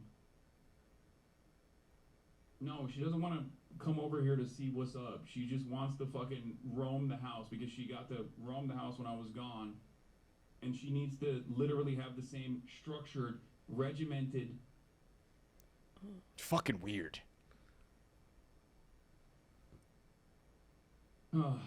I think this clip went to Trump's big baby desk immediately. I hate everything. I hate So let's say for a second, let's take the shocking out. That's a weird reaction for just a dog standing up. Yeah. Like if he like ran over and knocked your computer over and jumped in the shot or something. But I think there's so many people like that I think you're all twisted. Where like the dog is an accessory. Yeah. It's like, no, that dog's a living thing, dude. I think that he puts it in the shot, and I think he uses allegedly a collar to keep him there. Keep her But that's there. what, yeah, yeah, it seems like he wants that dog there. All of And America. however he's doing it, I don't really care. Oh, I obviously do care that if it's violent. But Well, like, so then if you're just like if you're using an animal, using a living thing as a fucking accessory, is just bizarre. Like, be it a person, a dog, you have to be a weird person. there's the dog at City Field. You ever see that? No. I'm like, I'm reaching the point where it's like I think I got to put my money where my mouth yeah. is, because I've been like talking about rescuing this dog for my whole life, and I think I need to just like get one of those like an Astro van and drive up and pull the door and we just steal the dog. He sits outside a city. They dress him up like a human, and he sits completely still with a fucking pipe in his mouth, and the owner charges like $1 a picture or some shit, and he wears a bandana around his neck, and everyone's like underneath that is for sure a shock collar. And a lot of people have complained about it. I believe I've at least heard like or seen headlines, I don't know for sure, that like someone has investigated it and been like, we know this is fucked up, but like there's nothing we can prove or do. But it's the same thing. It's like, even, okay, let's say it's not a shock collar, like, but you've just trained him to do this. That sucks. That fucking sucks. Just but it's also very different than if it's a shock. Totally. Very. Like, Yeah. There's a lot of people who train their dogs to do weird things shit, where but they you're don't hurt them or harm them. Yeah, like- but even that I think gets weird, where it's like, just let them like live a normal life, and they're not one of your fucking props to. Yeah, But as long as you're not hurting them to do it, it's a different story. I'm 100% with you, but there's also like in college. I was not in college, but I was visiting a college.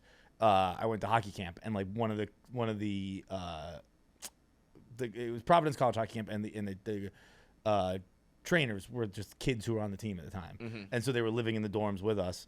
And one of them had a dog, and he had trained it to fucking Play hockey? to do like the Wild West thing, What's that? where like you shoot the dog and It dies. Yeah. And like, this is the coolest thing I've ever seen in my fucking life. Yeah. And like, I don't think he used a shot collar to hurt that dog. Like, I Right. think he probably encouraged it. And like, there are good ways to do Yeah, stuff. give it treats and But, rewards and all that. Yeah. if he's doing it negatively, that's fucking Well, insane. so this guy you can't say for sure, but every time there's like 4 videos out now, you see his hand reach for something, and at the I know, exact I same clocked time that it too, yelps, yeah. you know?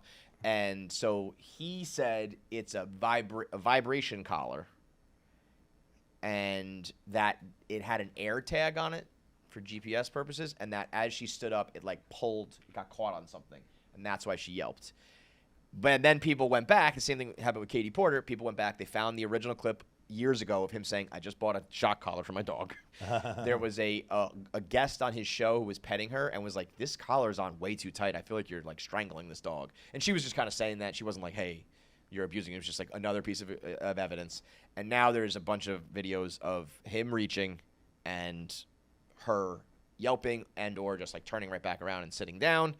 And then there was one. See if you can scroll through again. I'll see if I can like locate this one video. It was it's another dog that he's walking or something. He grabs it by the tail and pulls it back and is like, "Sit down." And he's like, "If you don't, I'm gonna fucking kill you." And I mean it. Like, I'm actually. It's a dog that looks like that. So yeah, put that one on. Yeah. That's it. Put the audio on because he's like. Rewind a little bit.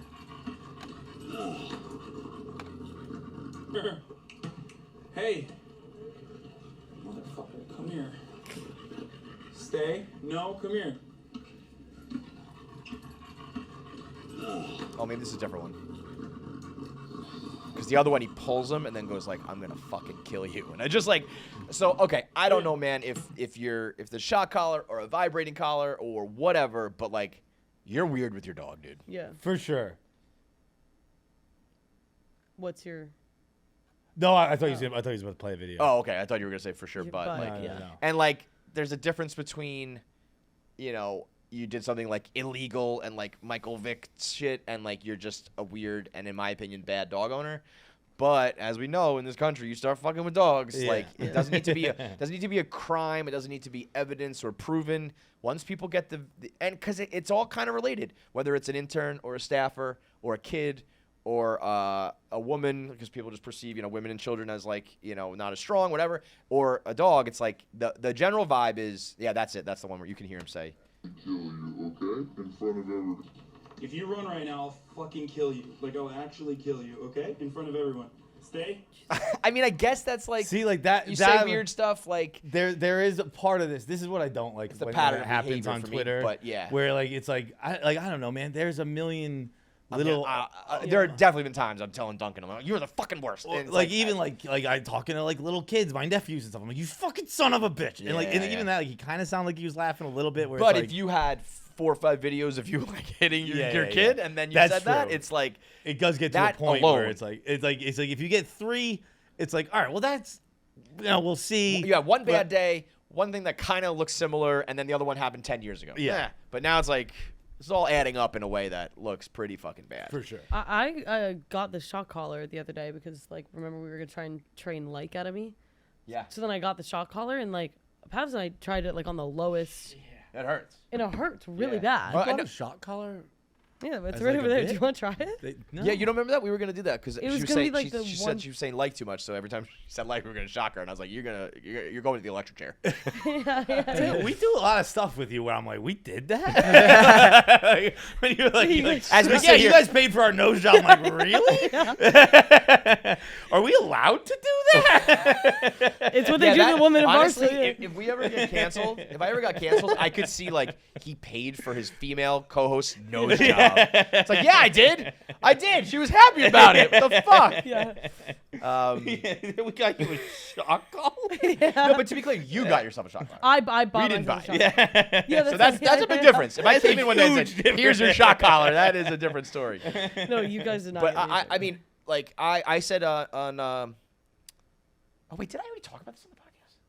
Fuck, I don't know. I hope I'm not repeating You myself, did. but I did. Yeah. Yeah. Whatever. We got John's Did. opinion then. Because I was gonna say I got a shock collar with Duncan for he was eating Shay's pacifiers and. He was like, while she had it in her mouth, he was like going around her, and I was like, he's gonna fucking bite this kid, and I'm gonna have to like give her to my dog. Yeah. And but I put it on myself first, and I tried it, and it hurts, and I put it on the lowest, and as soon as like it took like one time, he associated the pacifier with the shock, and he like never did it again. If it's like I put this on you every day, and I'm not proud of that by the way, but I just want to be like transparent that like Yeah. I've done it. There are people who use shock collars appropriately. I was gonna and, like, say that where like it's- I don't I've never had like a dog of my own, so it's not something I've done. But like it is something they sell. They exist for a Right, like, reason. they exist. Yeah. I think it's like you're a worse owner if you need to resort to that or whatever. But I think it's different when it's like every single day I put this on you to make you stay still or Right. whatever. It's like she wasn't. It's borderline to use it to correct bad behavior. It's to just correct like behavior that you don't like because it like affects your stream is Yeah. fucking nuts. But so yeah, I mean I hate to repeat myself, but it is since I last talked about it. This is what happens where, and I don't like that element of it where it's like with something like this, put the receipts out. People need to know, you know. But when you have a bad day, a bad moment, a big fuck up, and then it's just like now we're gonna dig up all your others. That sucks, Yeah. you know. So it's like fine line between when that's quote unquote allowed or good or not. But the thing with this is it's not like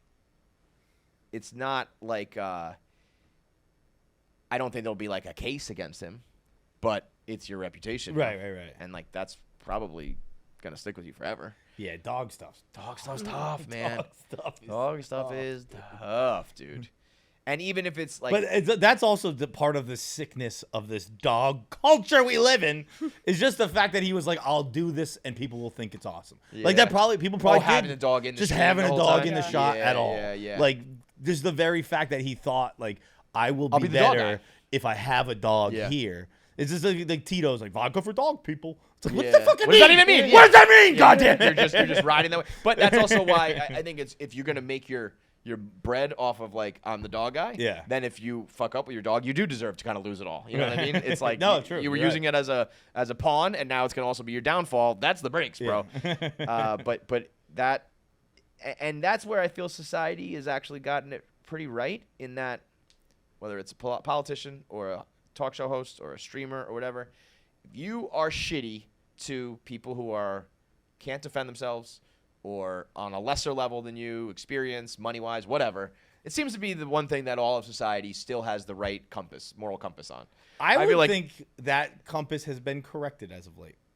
I think for a while there we were encouraging bad behavior. When you say then, like when do you mean then? Just like in as a recent society, years, or like the last 100 years or something like No, like I would say the last decade or so. Like I actually completely disagree. I think like being a bully has been a good thing. I think like people like not treating people like they're people. People like. I think what you're saying is correct until you're like caught in 4K on video and shit like that. For sure. But You like know? I think very largely, like this is just my opinion. I don't fucking know. But like I feel like societally, it's been like let's be bullies and let's bully smaller people.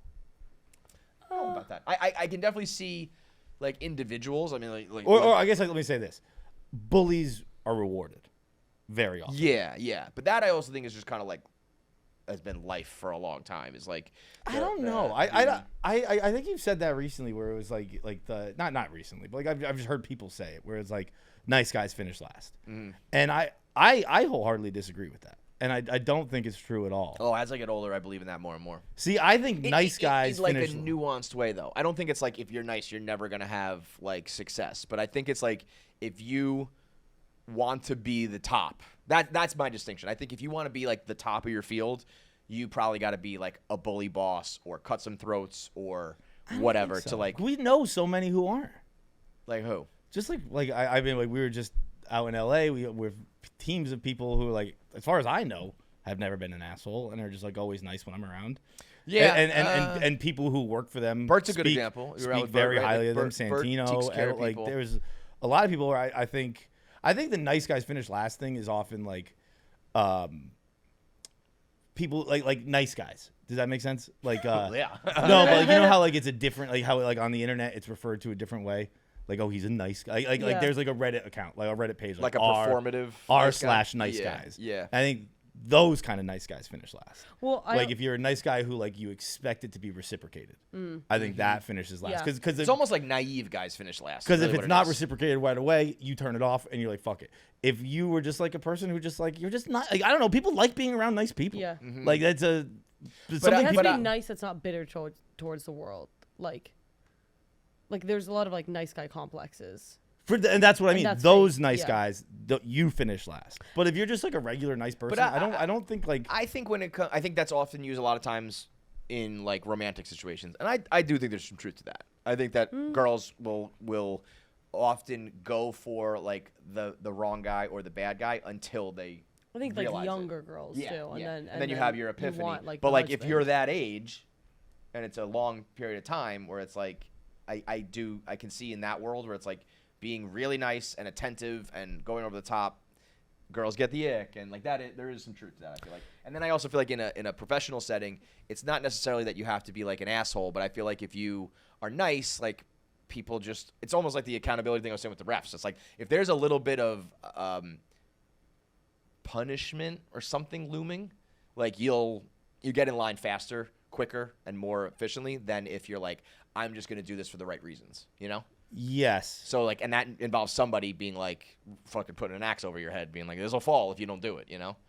But I think there's a difference between like being a bully and being like that. Yeah, that's yeah, where yeah. the lines start to get blurred. And but I think in general, being tougher, a range of being like a tough boss or a tough whatever, ranging up to like a problematic bully or whatever. I think you just get more control and response and all that sort of shit as you get tougher. You know? I also think that nice people get there slower, and by the time, and then it's much easier if you like are a little bit more vapid and like don't care about what other people think to get to the top. But then the nicer people, like, it takes them a while to get there, and by the time they would get there, they're probably weeded out because they're just like, this feels vapid. But like, it's also whatever. like what is the top? I don't know. And who wants to, like, you know what I mean? Like, where is the top? Well, it's If you want to be But at the I top, use like Ellen as an example where it's like, I think Ellen probably was being a piece of shit, but I think that like that's a job that the money and the ratings and like the whole spectrum of that job is a lot, you know? Yeah. And I don't think that you're getting to that level by being like, hey, we just all have a good time here and like it's a great experience, but you know? so in that case, then I guess like that would just be a level like I you don't I wanna guess get to, yeah, if yeah. we're talking about the top is like the very literal top, like the tippity top, daytime television, 20 million viewers, all that shit, like that would be like, well, yeah, you don't even want to be there. But Right? so I think it just kind of, it scales up. Like the more you are that, I think the higher you can go, and you kind of pick your own ceiling. think if you so. will. Like I almost feel like even in terms of CEOs, like the guy who's gonna be the hard ass is gonna be more likely to get the CEO position rather than somebody who has like a quiet respect amongst everybody. Probably has the same level of influence amongst everyone in the company, but like perception. but like it takes a long time to build that. So it's just like, and then by the time, I don't know. You know what I also think it is if you do it that way, you are more prone to a downfall. You know what I mean? Yeah. So it's like you might get there faster, but you're also going to lose it one day because as soon as you slip up a little bit, there's a fucking army of people being like, I got a story, I got a video, Right, you know? right, yeah. Whereas it's like, all right, this took me 20 years, but over the last 20 years, I have amassed nothing but like friends and colleagues and peers that would go to bat for me. Yeah. And so that middle 10 years where you're like, what the fuck, man? It's like, hopefully they actually, it's in this sense, it's probably the wrong phrase. Nice guys at the finish line, I think they might finish first. Yeah. But nice guys in the middle of the race get their fucking ass kicked. That's what the story should be. But what that's the phrase also should like be. on nice guys to be like, yeah, dude, it's fucking Yeah. right. Like Yeah. if you could just turn a switch and do it. if but you're you don't like because- if you're a nice guy and you're 10 years in and you're like, this isn't working, then like you're probably not really a nice guy. yeah, Right? yeah, Like, yeah. Again, like it's performative. You're a doing it. transactionally nice guy. Right. You're only nice because people are being nice. Yeah. And they've stopped being nice for this 10-year period. So now you're like, so you're not really nice. You're a nice guy. But flip side, I also think you can say like, if someone says like, yo, for the next 10 years, I am like in career mode. Like, let's say you're an athlete or something where you have like a prime that like is going to expire, you know? And if you're like, for the next 10 years, I am running a tight ship. I don't think that's wrong either. No, I don't think It might result in like, I had to fire somebody. I have to yell at somebody. People are afraid of me. But if it's almost like you're upfront about it, you know? If you like hire someone, like we're gonna have a great team, and then you're like cracking the whip, that's fucked up. But if you're like, yo, come here, I want to be Ellen, I want the top. Yeah. And here's what we got to do to get there, and you sign up for that, and it's like we just said before, it's about if the private and public is a difference. You know, if you're upfront with everything, then I don't necessarily think that shouldn't be bad. It shouldn't be nice and mean or right and wrong and good or bad. It should be like levels of, I don't know what the word is, but like toughness or whatever, you know? Because then I think you can be really like business oriented and results oriented, and that doesn't mean you're like bad or wrong, you know? But I think it kind of boils down to like the definitions of nice and 100%. all that sort of shit. But it's interesting too. It's like what I would always think, like if you could say, do you want to be Ellen? Do you want the level of Ellen's success? Yes. Does it come with that? I would genuinely say no. Yeah. I would not want that, you know? And when is enough? Logan Paul had on, you know that girl Camila Araujo? Mm-hmm. She is like, she looks a lot like Katy Perry, I think, in my mind. She's like one of the top OnlyFans girls. Dude, I saw a tweet yesterday that Katy Perry and Justin Trudeau were spotted on her yacht. Yeah. And it just didn't sit right with me. In what regard? Just like Katy Perry yacht. Like the math checks out. I understand it. Like she of course has. You don't think she should be on a yacht? She's of enjoying course her got life? plenty of money for a yacht. But I read Katy Perry yacht and I was like, what the fuck? Katy Perry's an interesting one though. That like, I totally agree with you. But also, if you went through like her hits of like the 2010s, she deserves a fucking It's exactly yacht. what I mean. Yeah, no, the math checks out. Katy Perry deserves a yacht. But those three words in succession were like, hang on. It really, I've said it before, like that Manny being Manny type of treatment is the best thing that can happen to you as a person in the spotlight, and the opposite is the worst. Yeah. And Katy Perry has done some tone deaf shit, and it sounds like she's actually done some fucked up shit. So there's that weird thing where she like bullies old people with real estate. Have you heard that? Yeah. He's like a predatory real estate investor that has like ruined the lives of a bunch of senior citizens. And then there was the thing with Kesha where she was like, please don't work with the guy who raped me, and she was like, nah, I'm good. Yeah. So there's there is some distasteful shit, but mostly it's that she just rubs people the wrong way. And man, does that like, she's obviously on a yacht, puts out hits, gets to go to space. She's living fine. But I bet you if I don't know, if it was me, I'd be like, how about you take like $100 million off my net worth and people like me? I would sign for that in a heartbeat. I agree, but like this is the difference between them and us. Like, they don't care. Katy Perry doesn't know what's going on in her mentions. Yeah. Yeah. Right. Like Katy Perry, I'm sure she gets like, hey, Katy, everyone's mad about. She's like, yeah, Whatever, dude. sounds good. Yeah. I always wonder though, like, do big celebrities know that? Like, who in their team is telling them? No, they're if I had to guess, someone is telling them general feedback. Yeah. And the yeah, general you're right. feedback is, you gotta be honest about that. Where you're like, it's not good. Yeah. She's like, I think it's damn, pretty okay. tough to also not have any, unless you are like unplugged. But if you're young enough that you are like on your phone and shit, I think it's pretty hard to be like completely oblivious to what people are saying about you. You might not know, like, I'm not sitting there reading tweets or something, but I think if you're on like social media at all, you've come across enough to know. Like, do you think Katy Perry goes home being like I am one of the most beloved pop stars? No. Right. I think Yeah. she knows. But like, I think that's from her team. Is like, I speaking for me, I've maybe seen but you're, 2 or 3 I think tweets you're always pretty in the the last outlier. 3 years, and I use the stuff. I'm on the stuff.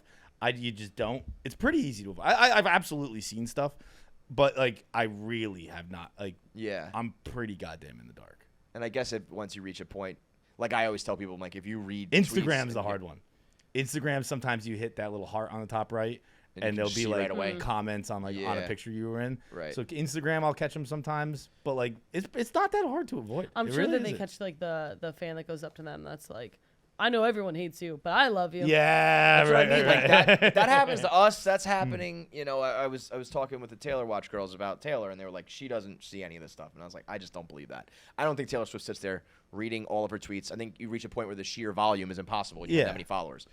I think if, like, especially someone like Taylor, who's young enough and she's pretty plugged in, just the way she talks, like she knows what's going on. You know what I mean? It's not like she's some like when you hear like I feel like Cillian Murphy's the guy that came to mind. He seems like he's pretty removed from everything. Yeah. I think you could ask Cillian Murphy, like, what's TikTok? And he'd be like, I don't know what that is. Yeah. And I would believe him. But, like, Taylor Swift seems to be, like, a plugged-in person.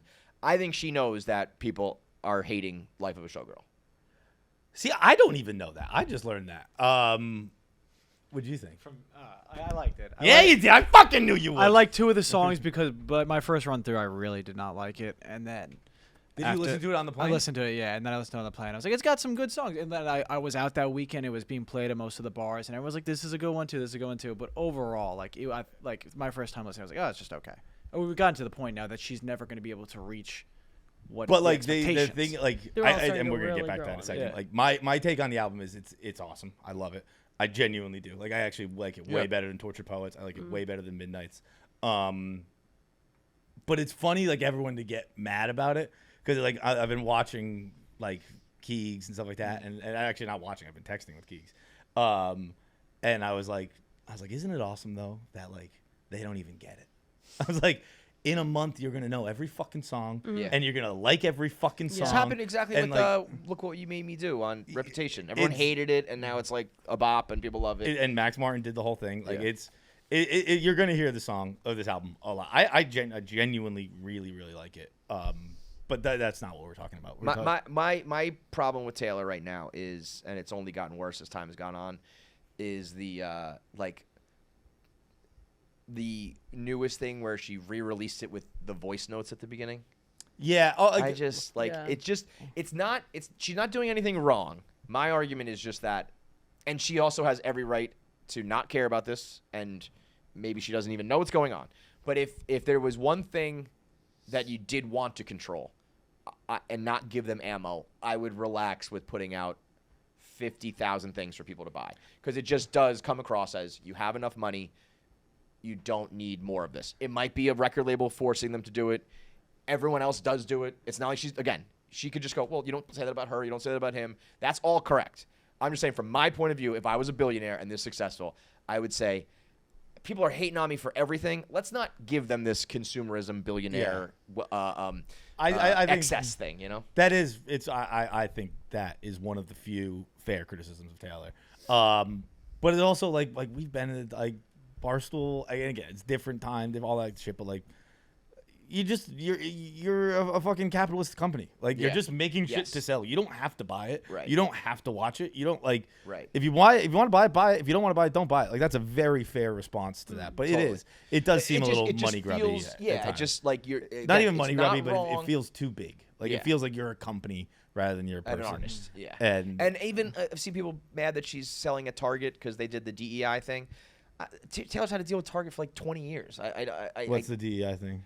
Target? The Target CEO came out, and this is like a year ago, I think, and was like, "We're done with DEI." Like specifically was like, not only are we not hiring them, it seemed like he was like, "I don't want black people working for us." It came across really bad, and a lot of minorities boycotted, and like it worked. Like Target is down like the last year or so. Oh, like, really? A lot, yeah.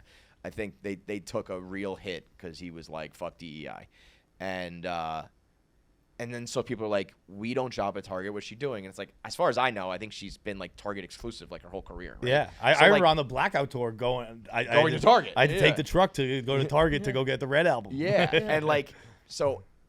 That is probably a deal I would imagine is so lucrative and such a big deal that she probably has like equity in Target, but I also don't think she can make decisions about their DEI hiring. So now all of a sudden it's like we're blaming the Target CEO's decisions. We're blaming Taylor Swift for that. Right. Like, a lot of it just gets out of control. But this goes into the whole reason I brought this all up. I mentioned that OnlyFans girl. She was on Logan's show.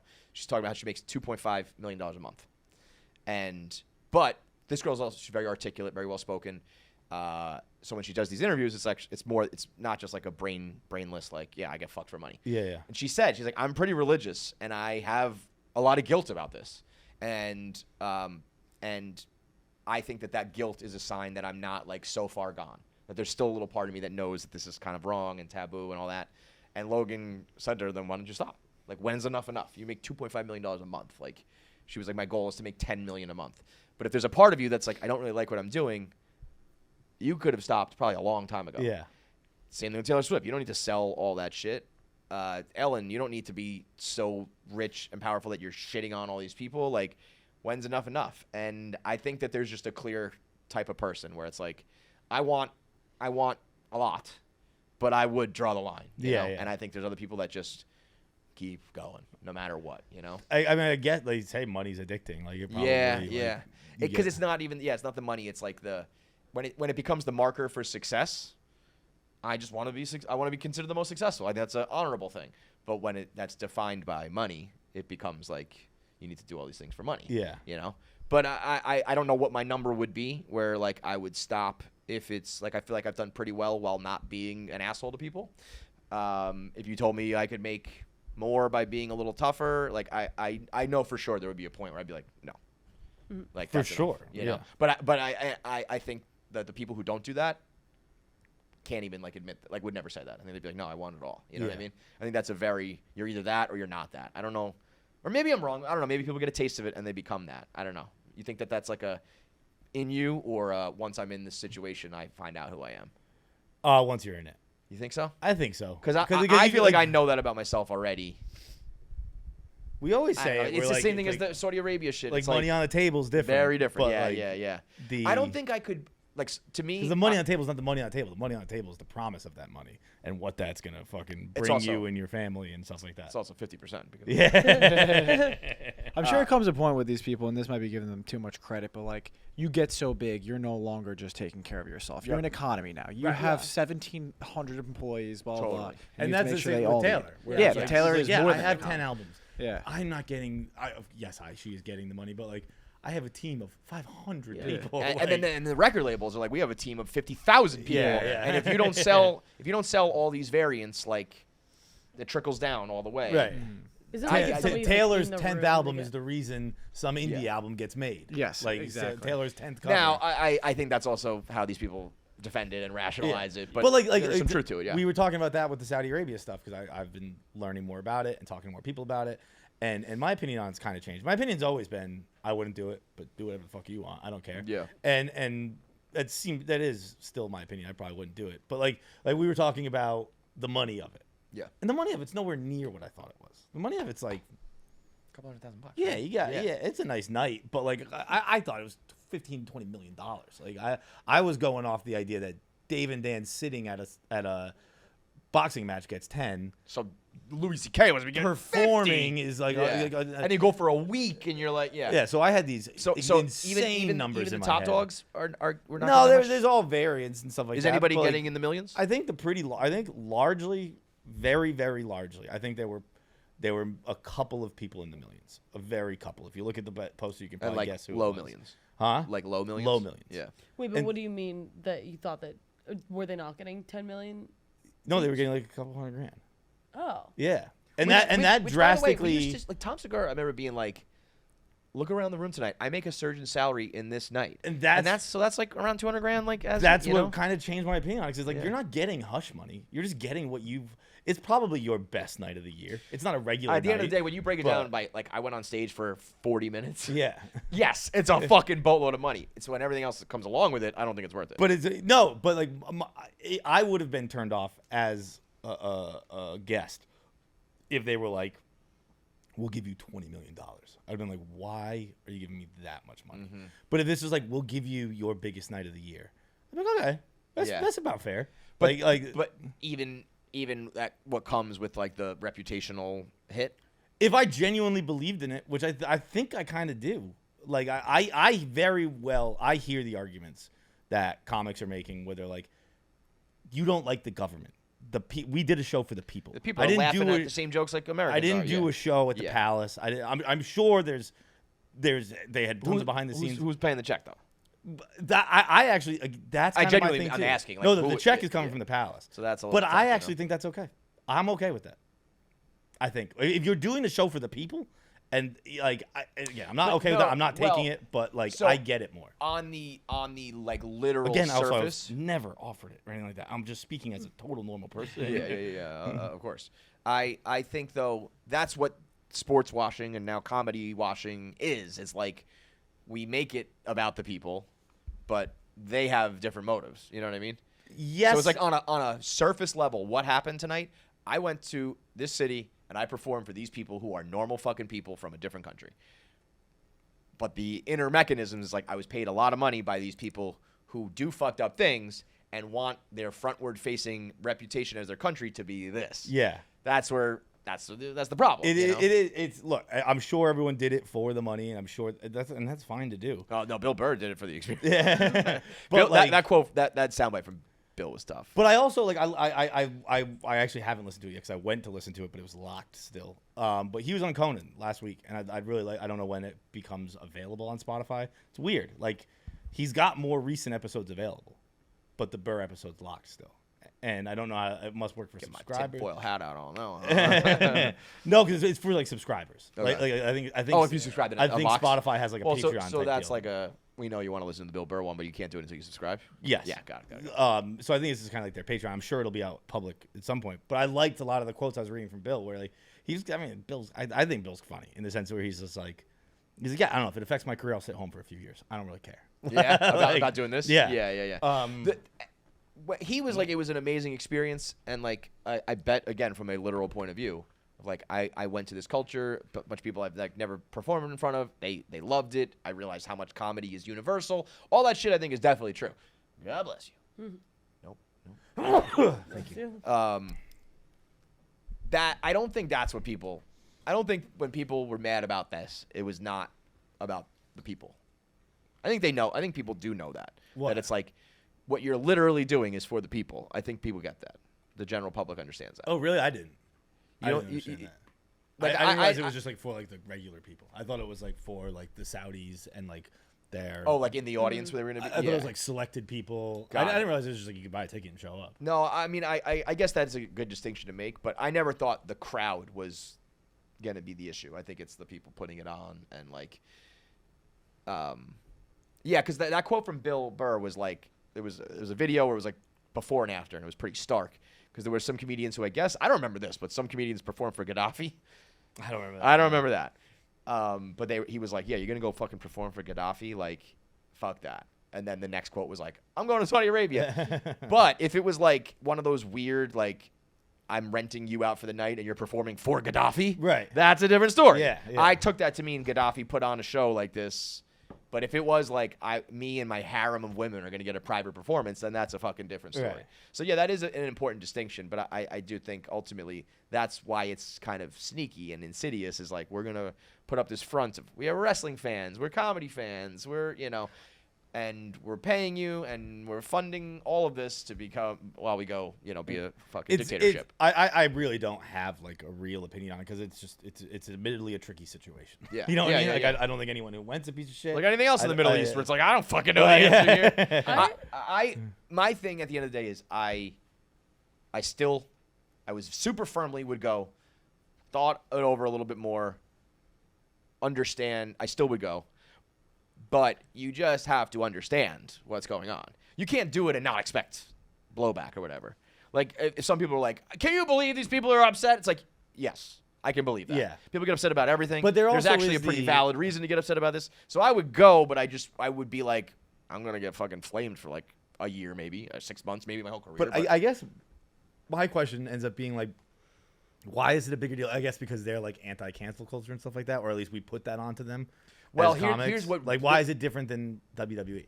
Why is it different? Well, than yeah, I've definitely Hollywood? seen people being like, "Yo, wrestling's been doing this for years, and we didn't have a problem." Yeah. But they did have a problem with it. It just wasn't as high scale because I think wrestling is still kind of a niche. Same thing is like I get that there was the pushback, but then like we stopped caring. Like, does anyone give a fuck about like where Liv got their money from? I sat down with Tim Miller from Bulwark, and he had a point that just like opened my mind. He was like, if the Democratic Party of America had a comedy festival and paid all these same people, but you signed paperwork saying like, but you can't make fun of the Democratic Party, they would never do that. And I think they would openly say they didn't do it. But I think the reason why is But because I think that's a crazy. I actually don't really like that. That like, yeah, no shit. It's America. Like we have a different standard of rule here. Yeah, but if you're talking about like from the point of view of comics who are like free speech, we say whatever we want. Like comics, very stereotypically like blanket statement. Don't let you tell them what jokes they can tell. I think that's kind of like what we were saying about with experts earlier. I think that's something we put on them. Like I think there's a lot of comics who will do a private show and they're like, don't do jokes about blank, and I'll go, okay. Yeah. I think you're right, but I think the ones that are like really frontward facing public and benefiting from this like recent wave are outspoken about freedom of speech and their jokes and all for that sure. Shit, but like that's in America where we have free speech. Like I think that doesn't really correlate because like this is doing comedy in America in my head is doing comedy in their house, and so like we go by our rules. This is our house. Mm-hmm. We go into someone else's country. We're going to your house. Like these are your rules. Like they go to England. There's different rules. You know, you do a show in London. You got different rules on what you can say on stage. There's hate speech laws. There's like, you're in their house. You got to speak. Yeah, but I think if it sounds to me like the only thing I've heard is that like it's not like they couldn't joke about women or religion. It was like you just can't talk about the royal family and like the bad people of Saudi Arabia. You know? Yeah, that I think. But like when you go somewhere, you adhere to their rules. I guess so. I think it's more the idea of like if you're gonna be like, you can't tell me what to joke about over here, but over here you can. That's gonna feel hypocritical to people. Yeah, but in England, I'm sure many comics have to change their sets. Like, what are the rules in England? Just hate speech is a crime in England, and I'm sure there's stuff that comics say on stage in America that is at least borderline in England. And they go, never mind, I'm gonna drop that joke. Yeah, I guess it's interesting. Can you like hate speech for the government or just like hate speech for anything about minority? There's like people have gone to jail from tweets and stuff. Oh, I didn't know that. Yeah, I mean it's extreme. It's not like you know. Yeah. I'm not walking around England worried I might fucking get arrested for hate speech, but like there are laws on what you can say. I just don't know if I think his point was more like their reasoning. Again, I mean we're also this is all speculating. I don't know. Maybe they would all sign up and be like, okay, fine. I think that they would say no to that because they would benefit with their base of Republicans. I think that's more. And they'd say no because of the good press out of it. And I think that at the end, like the whole thing boils down to comics, wrestlers, performers, whatever, are just doing what's best for their business, their money. And if there's a way to benefit, if saying no to Saudi Arabia somehow sold you more tickets and made you more popular, they all would have done it. Right. But unfortunately, we live in a world where that doesn't. But saying no to the Democratic Party in America, which is far less bad than the fucking royal family of Saudi Arabia, you don't benefit from it. So they're not. But I also I completely agree in that hypothetical situation. If the Democratic Party said here's jokes, but don't say like, yeah, say no to that. That's fucking insane. We're in America. Yeah, but I don't think that's why I don't think it would be. I think their reasoning would be more about their free speech and how they benefit than like the country's rules. Yeah, you know, probably. No. Okay. Sorry, I almost feel like I could justify more like a comedian going and doing a set in Saudi Arabia, where it's just like it's not great, but that's their job. That's what they're paid to do. Versus like I feel like maybe I made this up, but didn't Dave and Dan like sitting there and like almost being influencers and like having to post, being like I'm here, almost like influencing people to be like you guys should all come rather than like you should come here, do your job, do what we're paying you to do. Well, I feel like I could justify that more. I thought if you just go in, do your jokes, and get out. I know some of the guys did that, but then I also saw the Chappelle and Chris Rock and those guys doing that, like their customs, and it was like, oh, they're like living there for a week, and I'm sure that is maybe not making it back over to America, but like in other places, it's like look, Dave Chappelle came here, and like everything was all good, and like you're really kind of co-signing. It feels like their country for like a week, not just like this one event. You know? I did love Segura posting everything. Yeah, Tom does not get involved. Segura's posted full on Riyadh Comedy Festival. He's got comments in Arabic. Came out. He had the greatest time. That's funny, man. He's a comedian. That's funny. That's also the way to do it. It's kind of like everything we've been saying about being like authentic. It's like the people who want to criticize this and cancel and all that, they're going to set their sights on the person they know is a little bit uneasy about this. Yeah. Where they're like, I said yes, but should I? Shouldn't I have? Oh no, what if I was wrong? And it's like we're gonna prey on that guy and we're gonna like, ruin him. You can't say anything to Tom Segura that's gonna make him care about this. You can't stop him. He's not getting canceled. He's not losing his business. He's still making it's better to just be like, I am Saudi Arabian. Yeah. I love Saudi Arabia. Like that's the way to handle it. I think when we first talked about it, I don't think we were talking about the Riyadh Comedy Fest, but I think we were talking about the Dave and Dan thing. And I was like, yeah, I wouldn't go for like $10 million, I don't think, because that would kind of weird me out. I'd go if you were like, yo, you want to come have a beer and a dog and watch a game? I'd be like, yeah, that'd be pretty cool experience, like a culture. I'm fully on that. I don't think you're eating a dog over there. If they were like, yo, you probably would eat a real dog over there before you eat a hot dog. They were like, yo, come on over, get you a beer, do a couple of jokes. I'd be like, fuck, I'll be there in an hour and a half. Maybe you are going to get an invite. I'll be Maybe there. Saudi Arabia's going to be like, well, listen, he's not Louis C.K., but we can get a decent amount of influence for a hot dog. No big deal. Speaking of hot dogs, last night I was at the Rangers game, and I got a dog between the second and third period. You went to a preseason hockey game? Nah, it's regular season. Oh, already? Yeah. Wow. Hockey season started. And I was getting a dog between the second and third period, and so when I was in Spain, they made these hot dogs that were just unbelievable. In Spain? Yeah, they would. I'd come home, it was like just standard like meat cart kind of deal, and they would take like a hoagie or like a roll of some kind, chop off the top, slide in this like metallic thing that would just squeeze out like a perfect hot dog shape of bread. Oh. And then into it they squeeze ketchup, mustard, relish, and then they slide the dog in, and you walk home eating it, and it's just the best. But I always think about that. I'm always like, God, I love a hot dog with mayonnaise on it. But I'm never around mayonnaise and a hot dog at the same time. So yesterday, I'm getting my dog, squeezing some mustard on it. Right next to the mustard is mayonnaise. And I'm like, I'm fucking doing it. Whatever. Who cares? It's right here. Fuck it. And I squeeze the mayonnaise on, and I look to my right, and there is a woman looking at me, just downright horrified. And I was just like, well, you're welcome. You have something to talk about for the third period now. You know what I mean? You say that? Yeah. That's great. Like, you know what I mean? Like and she laughed, and I was like, I swear to God, it's good. And I was walking back to my seat, and the guys I was walking in front of were like, yo, what is that? And I was like, trust me, it's the best hot dog ever. I hadn't had it in 25 years. Was it not good? It was the best hot dog I've ever eaten in my life. It is. If you're not putting mustard on dogs, you're missing out. Mayo. Mustard. I'm sorry. Yeah, Mayo. mustard and mayo. Mustard and mayo, both of them. That's a good one. Well, but wait, mustard and mayo is Dijon, right, or something like that? Isn't mustard and mayo? I think Dijon spicy. I think. Yeah, Dijon's like a type of. I did yellow mustard and mayonnaise. Oh, okay, yeah, that's probably a little different. Delicious. Yeah. I think you're thinking of like spicy mayo mustard or something. But it's funny that if if you put like ketchup and mustard, ketchup and mayo is like kind of Russian dressing, Thousand Island sort of thing, right? Yeah.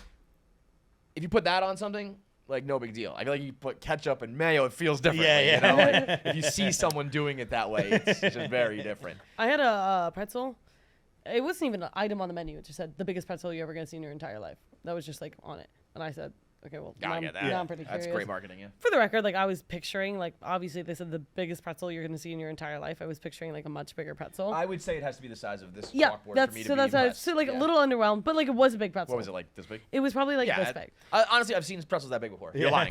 This is false advertising. I want my money back. Yeah, it came out with 4 dips. So obviously I'm going for like the honey mustard type thing, and I'm going in that. And then at the end, I'm filling up. I tried with ranch dressing.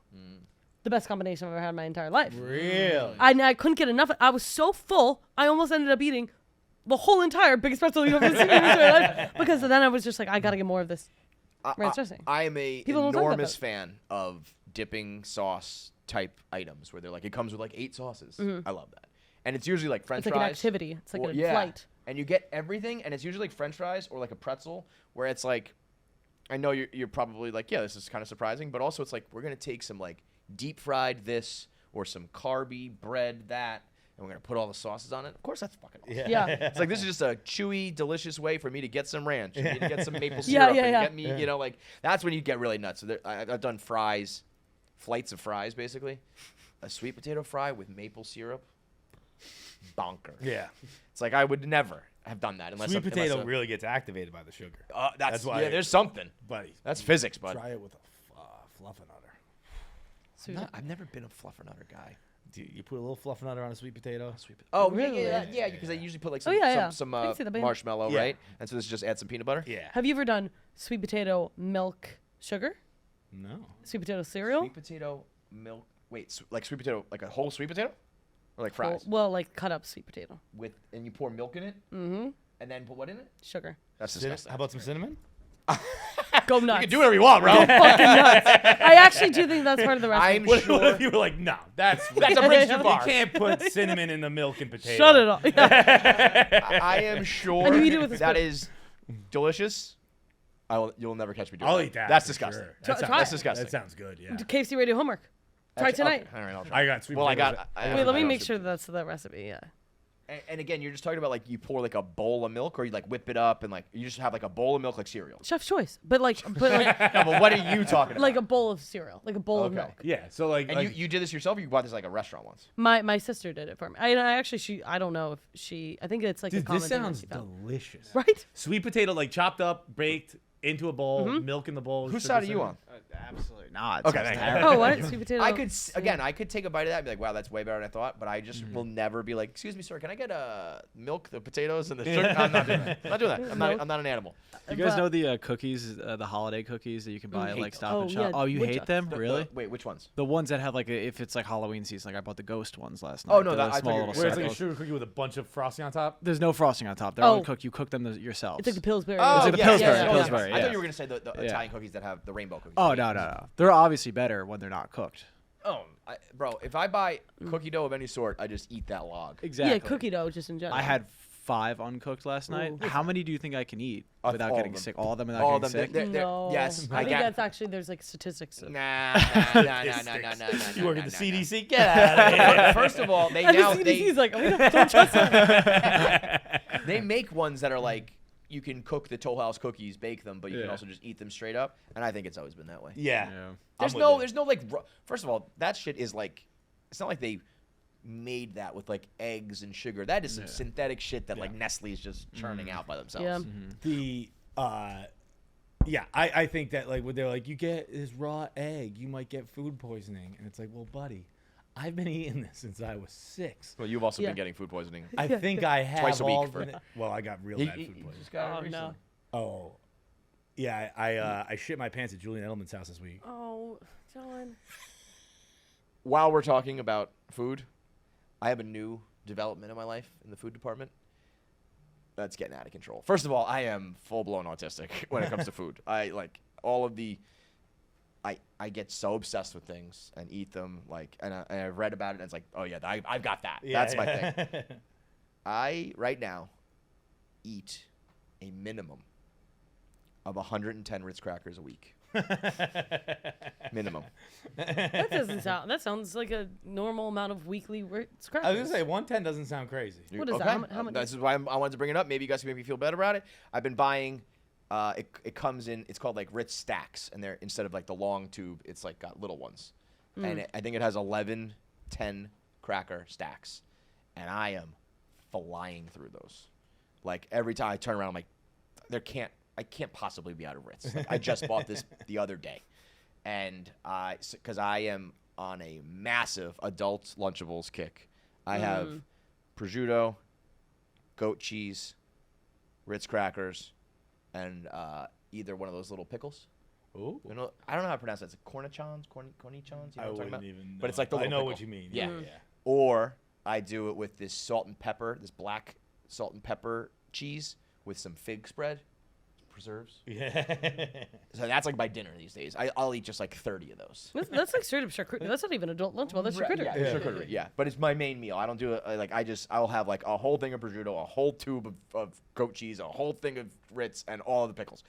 And then my dessert these days, a little something sweet, is I do Hershey bars on a Ritz, like almost like a s'more, but no, I'm not melting it and all that. It's just raw dog. It's like a frozen s'more basically. So I'm having Ritz for dinner, I'm having Ritz for dessert, and I'm just Ritz. I'm just to the point that they emailed us the other day and they said fill out this form about brands you like and things, and one of them was like what snacks, and I was like Entenmann's and Haagen-Dazs and the things, and I was like, I gotta put Ritz on there. I'm a Ritz man, and I've always been a Ritz man. I just not to the tune of like several hundred a week, but I've always been a Ritz man. So I'm just happy to Ritz reach out. We got some sponsorship basically for free. I just want to be a Ritz man, whether it's the little ones, whether it's the peanut butter sandwiches or the cheese sandwiches or the big boys. I am, and you know what got me thinking? When I want the biggest Ritz you've ever seen in your life. I want one Ritz. That's like, how cool would that be if I had a huge Ritz and I'm just eating like a manhole cover sized Ritz? But I think that you immediately regret that. Ritz is a crumbly one, so Nature Valley Bar-esque. You have a whole thing of that. It's gonna be falling on you. It's coming everywhere. You actually you can't really take a bite of that. I do the whole thing. Yeah. But I would like to try. One man can dream. I would like to just see. I don't need to eat it. I want to like hang a giant Ritz. I'll frame Bruce it Almighty style, the biggest Ritz you ever seen. Why don't you like vlog trying to make the biggest Ritz? Well, I don't make the Ritz. I buy them, but I'm kidding. Yeah. But I could. I got to get my Ritz on. I got to. Yeah. Ritz, reach out, man. Send me the factory. I'll make. Hell yeah, brother. I don't know why I said that. Last thing, I just have one new thing that is like my new stupidest thing ever. I texted John about this. Remember when John didn't know that scarecrows are called scarecrows because they scarecrows? Remember when I didn't know that tortilla chips were made out of tortillas? The latest one, this is not as bad because I think John made me feel better about this because he didn't know either. But when you eat a steak, when you eat a ribeye steak, that's the meat coming from the ribs. I never thought that. I just never made that connection. Me neither. Yeah, it was just like I wasn't like, oh, I thought it came from the head. I never even thought about it. But if pressed, I would have said like, I don't know, probably it's ass. I was gonna say your legs, your ass, something like it's the rib meat, and I guess the aren't chicken wings the ribs too? I don't know riblets, the answer to that. whatever. As soon as I've been watching on Instagram butchers who chop. It's one of those satisfying things. They chop it and spread it, whatever. And so I saw them be like, and here are the ribs. And I was like, oh, fucking ribeye. It makes sense now. But I didn't. It's a ton of meat that we eat on the ribs, but I just didn't think we were eating a cow rib. I would have never been like, this steak I'm having is cow ribs. Would have never crossed my mind. Never. But it's called fucking ribeye. Weird that like chicken is the only one that's named after the animal. Like they didn't even try to disguise that. Chicken. That's a great point. Why don't we just call it a cow? Pork Steak. You know? Pork. Yeah. Pork. is Pork. they're porks, But right? like They are. But there's it'd be like calling it a pig. Yeah. It's poultry. Poultry, But yeah. they just don't say it. So they all Yeah. have their words, but you wouldn't just be like, But can for I get a pork, they have cow, bacon. an 8-ounce cow, Oh, what medium about well, turkey? or What whatever, about you know, turkey? you would what? What about turkey? Shut up. But it's the birds in general then. Yeah. Chicken, Yeah. Turkey. Yeah. But Be any turkey's other probably birds. foul. Yeah. No, but like or yeah. What's the difference? What is poultry and fowl? What's the difference? I don't know the difference. I would guess fowl can fly. So if you eat an ostrich, you're eating poultry, you think? Yes, I do. If you eat a penguin, what are you eating? Penguin would be poultry. Yeah, because it can't fly. Yeah. But I'm I also don't think thinking you can penguins. really- Like, is that a fish? Yeah, Starting to get real weird with it might be penguins. fish. Like, not fish, but it ain't a chicken either. It ain't a bird. It ain't a fish. It's a Borderline penguin. fish. Can you eat penguin? I don't think. I mean, listen, you can eat whatever you want. As you said, dealer's choice. Chef's choice. Do you think that like we secretly like actually get the crazy amounts of protein and energy from human meat, but they just like don't tell us? Imagine if human meat was like the limitless drug. Like, get a taste for it, like fucking Or Frank. maybe it's like human bones. Like you actually do get a lot of energy, like, and it's an energy source, but they don't want to tell us. Fossil fuels, man. It all comes back to the dinosaur bones.